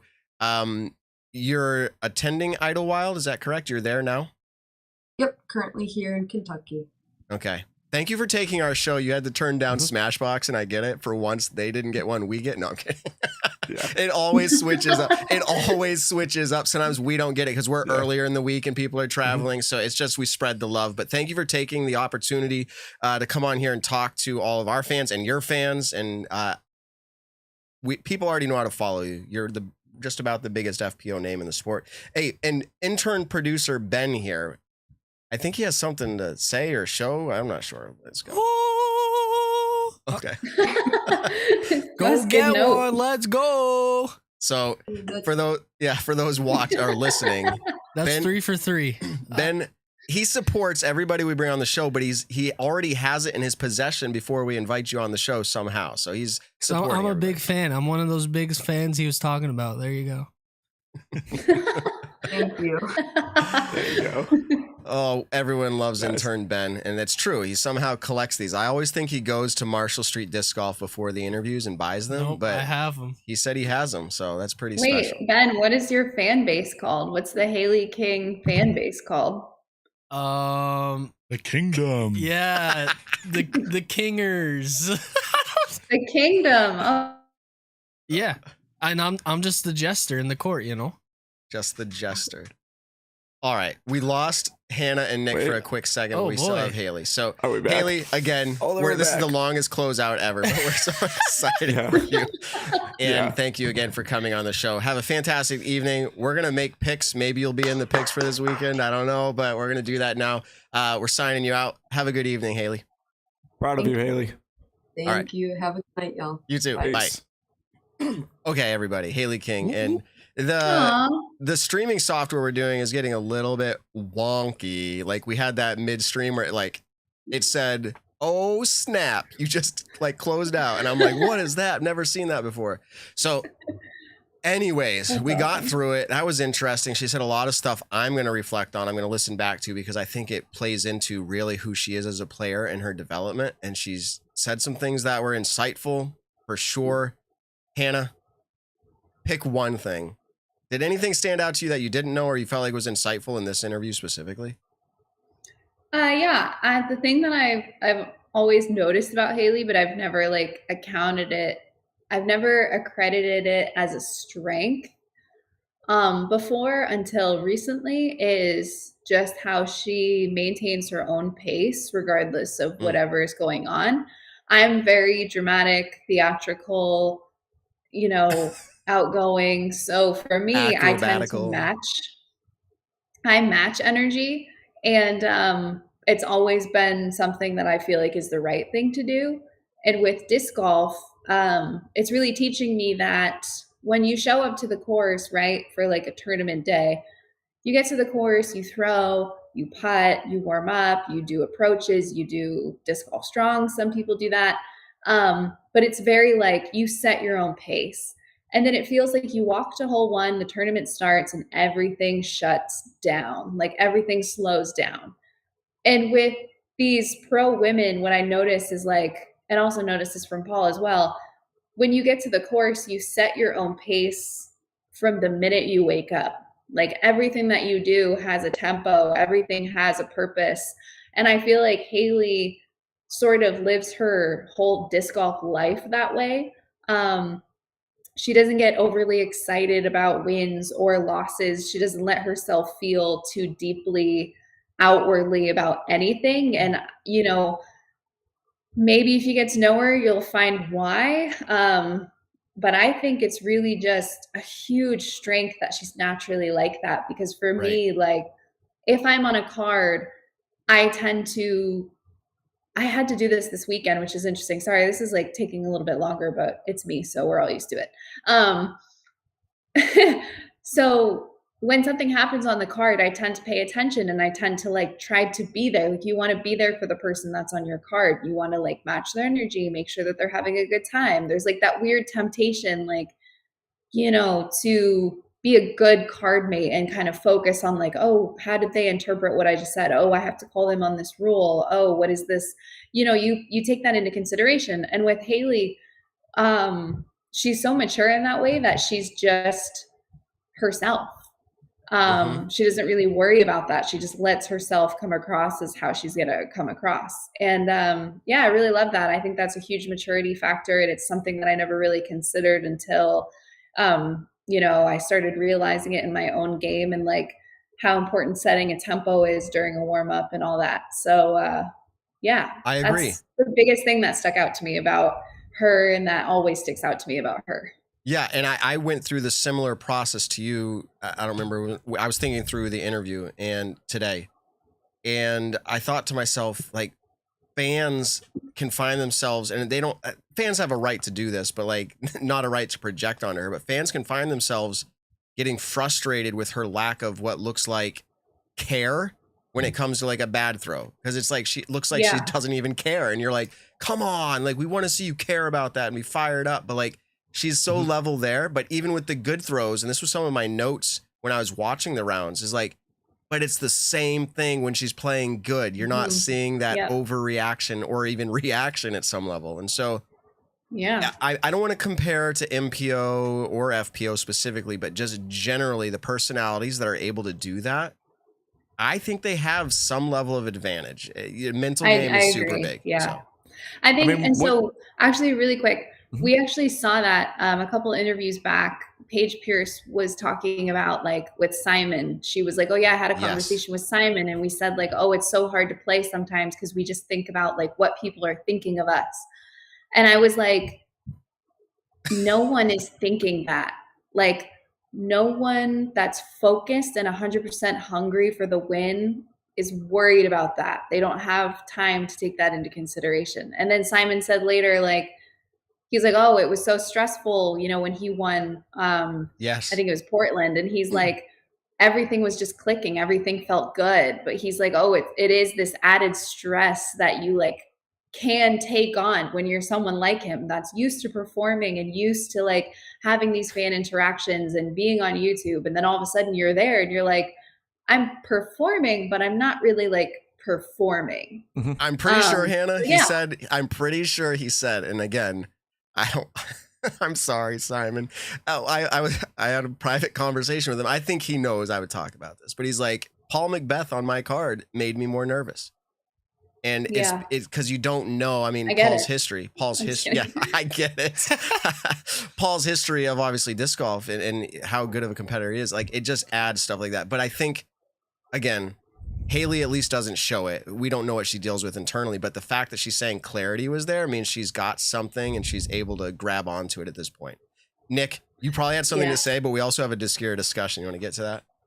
Yeah, I was going to say one last thing, and no one has to answer this. It was just more in the sense of like people being, let's say, upset that she doesn't seem so into it sometimes. I mean, what would you rather see, that or her freaking out and, you know, flipping out on live coverage? It's kind of like, because we see both of that. We see players flip out, not as much on the FPO side, I would say, but you know, it all depends. You can't I mean, what are you supposed to do when you miss a bad shot? Like, how is a professional player supposed to react? And I'm genuinely curious, just from like comments and chat. Let me know, like, how are pros supposed to react in your eyes of like when they throw a bad shot? The way that I do, the way that I think is right is the way that they should. There you go. Yeah, that's what we all think. Exactly. That's what we all think. Yeah. Okay, so we've made it to that point. Ben. This is the Discura discussion. Whoa, he whispered so softly. I felt weird over here. All right, Nick. Now, Evan was kind of the one who brought up this Discura discussion this week. So, Ben, flip it on over to Evan, and I'll let him kind of roll it in. Oh, man. Whoa. Okay. Yeah, so lots of talk. Oh, you're not even going to shout out the website. Wow. I'm just kidding.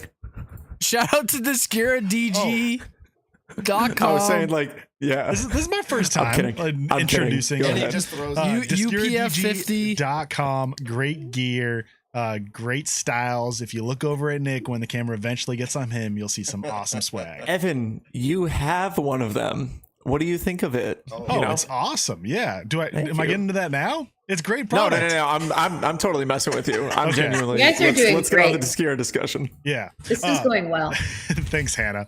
So that was super harsh. I'm sorry. They're waiting for you. So we saw US Women's this week at an event for all female divisions play at some courses that showed some high scores, and a lot of people felt like maybe these were too easy. They're kind of amateur level courses that FPO was playing on. Some people were on the opposite side of the spectrum where they thought it was really good scoreable holes for the top women that we don't normally see.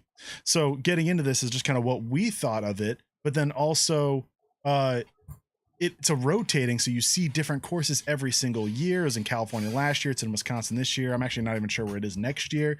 Do we like the rotating fact? Do we like the short courses, or do we want it to kind of find one set location, stay there, that either is longer or shorter? Okay. I had this conversation yesterday or the day before, and I feel like I heard two sides of it. And so my general opinion is, let's see where it goes. I liked what Hailey said, and I said it with my microphone muted. I said off mic, I said, wow, good point. Because she said something along the lines of like, this course, while it may be short and all that stuff, she's like, it's better than any of the courses we've had in the recent past. So, but that can be a downside, because that means if it's rotating, you're going to get other courses like that again. So like, there's definitely benefit to staying at one venue. I think I would like to see it at one venue and build a story around the U.S. Women's Championship like that way, but that's my opinion. What do you think, Hannah? Now, well, just really quick while it's on my head, but like now, do you think that it should be at Winthrop like USDGC is? No. So like, do you think they should kind of go together, or does U.S. Women's find their own place and that solidifies as this is? Because I honestly, I think for the United States Women's Disc Golf Championships, I would rather see it get solidified in one place and then create history at that place with this event. I agree. That's what I think the prestige goes up every single year. Now, because I love how USDGC does it, I just don't care for Winthrop Gold all that much. Yeah. So that's just my opinion on USDGC. But for US, that is bid out, and it's already bid out for the next years to come. So like, it's not happening anytime soon. But our opinions still matter. I mean, Hannah, would you like to see it rotate or stay where it is? Or stay at a permanent location? I don't think people necessarily care if it stays or rotates. I think the biggest issue is always quality control changes when you have it from place to place. Like it was in Michigan a couple of years ago, and I think if they had another shot to have it again, it would have been even better, because they would have known what to work on for the next year. But like anything in life, if you've never done it before and then all of a sudden you have one chance, like one shot, one opportunity to give all you got. Sorry, I couldn't do it. I wanted to do it so bad. Anyways, no, that's like the issue is that it's never good enough. And at Winthrop, they've had it there for so many years. Like Jonathan Poole and crew have had, I think it's like 20 years now that they've had to like perfect a product as disc golf has grown, and the cameras know where the best spots are. They know how to change the course. They have complete rights to that property. They have a great agreement with the university, and it's like, I would love to see that happen for women's, but it's also, yeah, I think that's the biggest issue. If they feel like they can't have quality control to major standards with it traveling from place to place, then it needs to not be traveling from place to place. I wasn't there, but from an outsider's perspective, as I am for 95% of these events, it seemed to me like the PDGA was successful in pulling off this event. Now, you go back to last year and there was this whole at least PR debacle, and it seemed like even on-course stuff seemed like it wasn't great. At least that's what some people were saying. And I feel like we did not have that conversation this time around at all. There maybe on course people were like, hey, the basket type or this or that or whatever it is. But from a fan's perspective, that did not distort the competition at all to me. If the largest complaint for the weekend is, hey, the baskets had some spit outs, I'd say that was a pretty good weekend, right? Like if that's the biggest topic, that always is a topic. So that means everything else went well. I'll hop in and say, like, I would love for this to be at one location, but it really depends on what it is. Like right now, the event is as US Women's, it's for all female divisions. It's for age restricted pro and AMs to great point, to open women to amateurs to juniors. And so having that being rotating is super important. I think it wouldn't want to be one place because then it kind of is that place. It's not really a new experience each year as you grow from a junior to an amateur to a pro. For this type of thing, I want to see it rotate. That's a great point, by the way, because Junior Worlds did that for a while, and Emporia, DD had it for like 3 years or 4 years, and it was like, this is no offense to DD, but it was like, we're going back to the Middle America 3 years in a row. It just felt like, let's move it. So for that sake, you're right. But the FPO side, are you going there? Not quite yet. If it was just FPO, what I want to get into is I think it would be really good to have like 4 locations that you rotate every year. And this might be the talk with Champions Cup too. So if that takes the place instead of this to be kind of 4 set locations and it's just on a rotating year. So, hey, 2022, we played in Wisconsin. 2023, we might go somewhere else. We're going to come back in 2026 to Wisconsin to these same courses, or at least the same kind of area. I think that's great. Now, I would like to have courses that were a little bit like felt more pro oriented. But what I will say, I didn't mind these at all. We see huge courses each year, and I'll be kind of blunt, is when we kind of were talking about the OTB Open and we heard it was a course for FPO in 3 years. I didn't like that. I want FPO courses for now, for what shows our today's players the best. And from taking one event to the other, you could have a blowout, you could have close matches. It's not an end all be all. You need more data. But if we go to OTB Open, it was Paige Pierce and Natalie Ryan, and that was it. You go to this event, there's so many women in the mix. We saw so many different women shine who are all great disc golfers that we see every week in and week out, but maybe not going for the win. Like Maria Oliva, we've seen her plenty in the past year or so. She has shown up on lead cards. She is of that quality, and she showed it. And then we had Evelina Salonen come in. We had Hailey King come in and take the lead or tie for the lead going to the final round, and then Valmanda Hano push. Like those are all names we hear all the time. So to me, we still saw the best shine. Yeah, Paige Pierce had an off event. I think if this event came back next year, you don't see her finishing out to the top 20. She's going to be pushing for a top 5 finish or the win. I think Kristen Tatar would have played great here as well. So I think this course was good. There were a lot of birdies, but when we look at the men's side, like a 12 down was the best of the weekend. 12 down being the best of the weekend isn't really all that crazy for the men's side. And we talk, there is a conversation on that side too. But for women, like 12 down, I want to see more of that. I think it was awesome to see. I agree. My last thought for this year discussion is that, because it's just kind of came to me, a chat. Todd Bouchard, he's been a fan of the show forever. Men's is run by Innova and women's is run by PDGA, ? As in the USDGC. And I thought, well, why is that the case? And then in my head, I thought the PDGA will never, I don't see them ever saying, here's a permanent location for a major. As far as the PDGA being in charge of it as the event runner, because there'd be too much bias availability. That local region is going to benefit from the event. They're going to spread the love is how they see it. Now, if it is event owned and Innova at this point owns the title, that's why I think if you it's who's owning it. I don't see this happening for U.S. Women's. It won't ever become a permanent location. USDGC is owned by United States Disc Golf, which is run by Jonathan Poole, and he works for Innova, and so it's always been under like what we like to say like the yellow umbrella, where it's private. Like, that's an Innova tournament. Yeah. So that could change in the future, but it's not like Innova owns that event. It's just that they're highly connected to the owner of the event. I guess my point was with that is it's a private one. And so that I can see as like people want it to be private because they get to reap all the benefits. The PDGA is not going to do that. Yeah.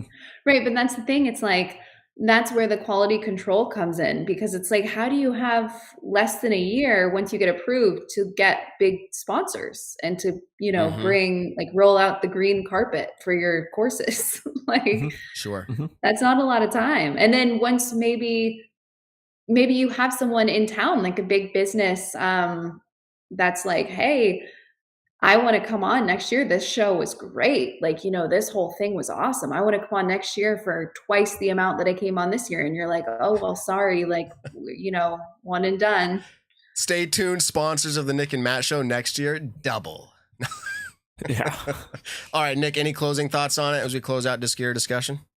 No, those are perfect. I mean, I definitely, you could convince me one way or the other. I would love to see a FPO tournament straight up stay at one spot with like just prestige building every single year to it. And, but I totally agree. I thought Evan probably had the best point though, with right now the United States Women's Disc Golf Championship has every division imaginable, I think, in the female category for the event.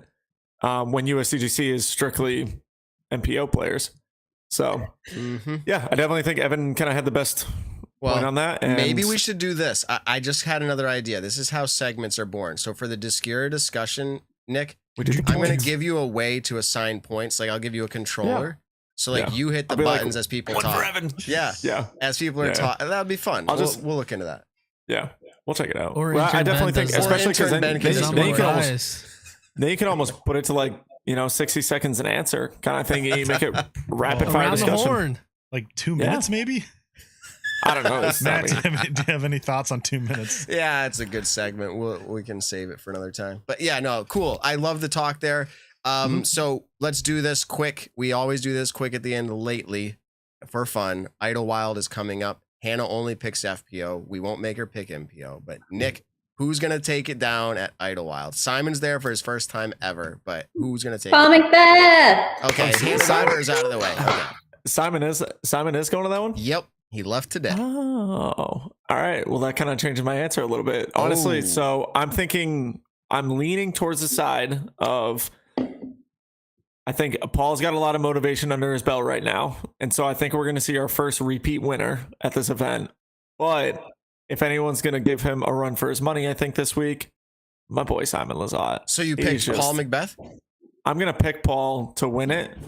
And then, This is incredible because I felt like I was going to have a hot pick. And for some reason, I was going to say the exact same thing. First repeat winner. And I'm choosing Paul McBeth. My reasoning is a little bit different. He's never, generally he hasn't performed bad there. We've seen some close finishes where he could have won it. He's not satisfied right now. And Hannah's like, either Matt's way off. She can just tell me, but he's not satisfied. He's working hard. Too much has gone by. He's averaging okay, but that's not what he wants. And I feel like this is going to be the event. We saw it last year, Des Moines, after following up some performances he wasn't happy with. I think this is the one. Repeat winner, Nick. If we're both right on this, and Hannah said Macbeth, that'd be 3 in a row. And Evan, who you pick? Hey, can you do the hop thing if it's 4 people up? No. Ah, man. I can do a 3. I can put. Sorry, Hannah. Hold on. All right, give it to me. Ready?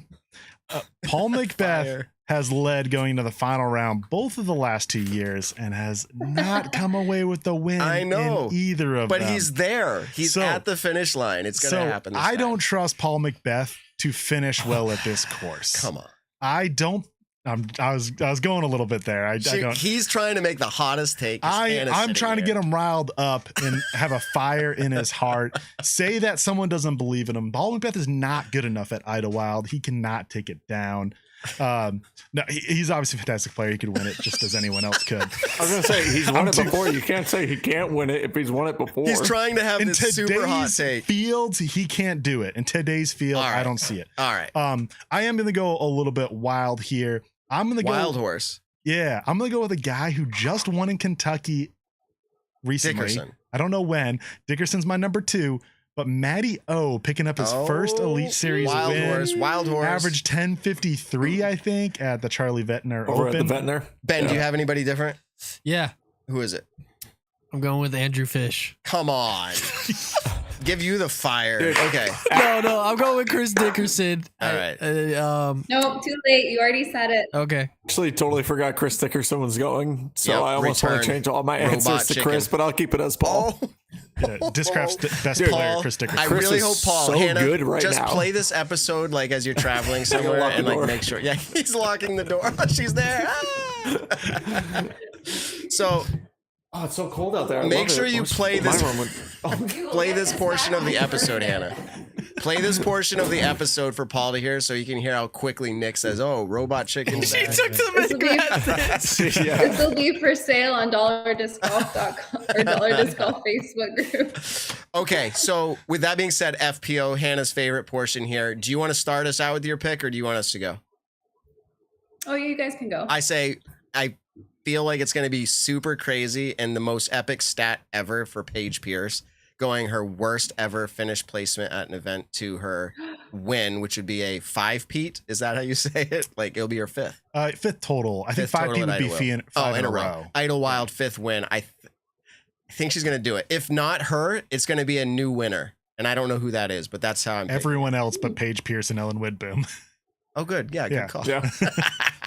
Good call. What do you think, Evan?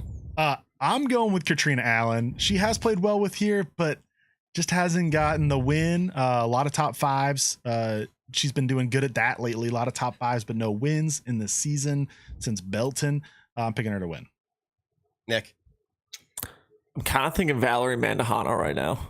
You're thinking it or you're saying easy it? Nick no, answer. like I'm thinking she's gonna win it. Like, well, I feel pretty that's a good pick. Darn good about that. That's a good pick. And Ben, and I love that FPO has so many options now. Ben, watch this. Watch what Ben's got. He's picking Hailey King. You can see it. That's the disc. Hailey King. And that's a great pick. It's a great pick. B2B. It's just gonna happen back to back. It's just what it is. All right, Hannah, close it out with the party podcast take. Who's gonna win? I'm gonna go with Valerie Mandahano as well. So the difference from this year to last year is that Valerie has a lot more distance this year, and that gives you an advantage at Idlewild. But she's also very smooth and knows her pacing with her discs. So she does a good job, and I think it's gonna give her the advantage. But she's still gonna be well-rounded, and also her play at Portland is like she won Portland, won Beaver State Fling, week off, second at US Women's. Like she's trending. So I think it's a good bet that she's going to take this one down as well. Sorry, I'm just hot right now. Dude, Evan, he's never been hot. We need someone to call in just to argue with Evan right now. Like, wow. Evan, are we fighting? Yeah, it's pretty fun. I hope. Yeah, this is fun. All right. I hate to dump and run. Or whatever that is. Stop. It's not a thing. Oh, it's a thing. No, Hannah. Dump and run this. Happen. Okay. I hate to do that, but we're getting ready to close out the show here. I do want to remind people to check into the show the next couple of weeks. I will not be here as a producer, which means you probably want to check in even more.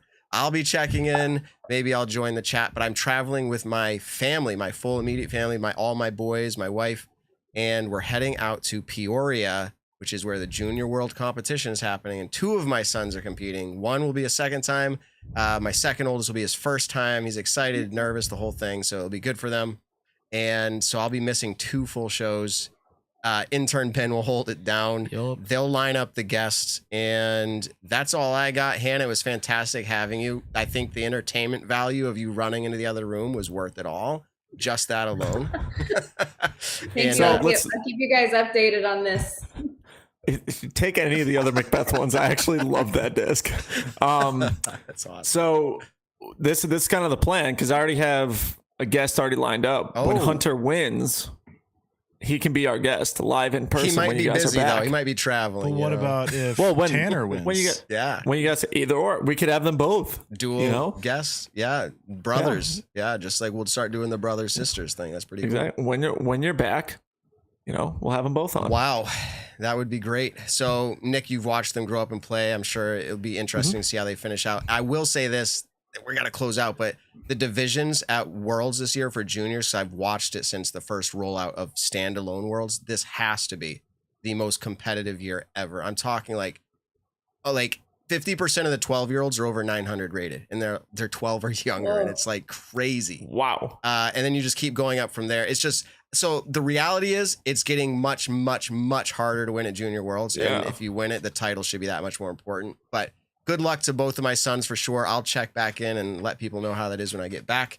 But Nick, we've made it to that point in the show where you get to close it out. So go for it. We have. Everybody, thank you for tuning in tonight. Hannah, thank you for joining in. We love all the conversations you bring to the table, or the multiple tables that we have, because we're all away from each other. Anyways, thank you everybody for coming on tonight. Chad, thank you for being incredibly awesome. Don't forget to leave a like on the video. Check us out on all your favorite podcast platforms. Leave a review, comments, anything like that. We'd love to read them and try to talk about them the next week when we see them. So anyways, tell someone you love them this week. We'll catch you in the next one. That's right. Evan, Ben, Hannah, you guys are awesome. Peace out, everybody.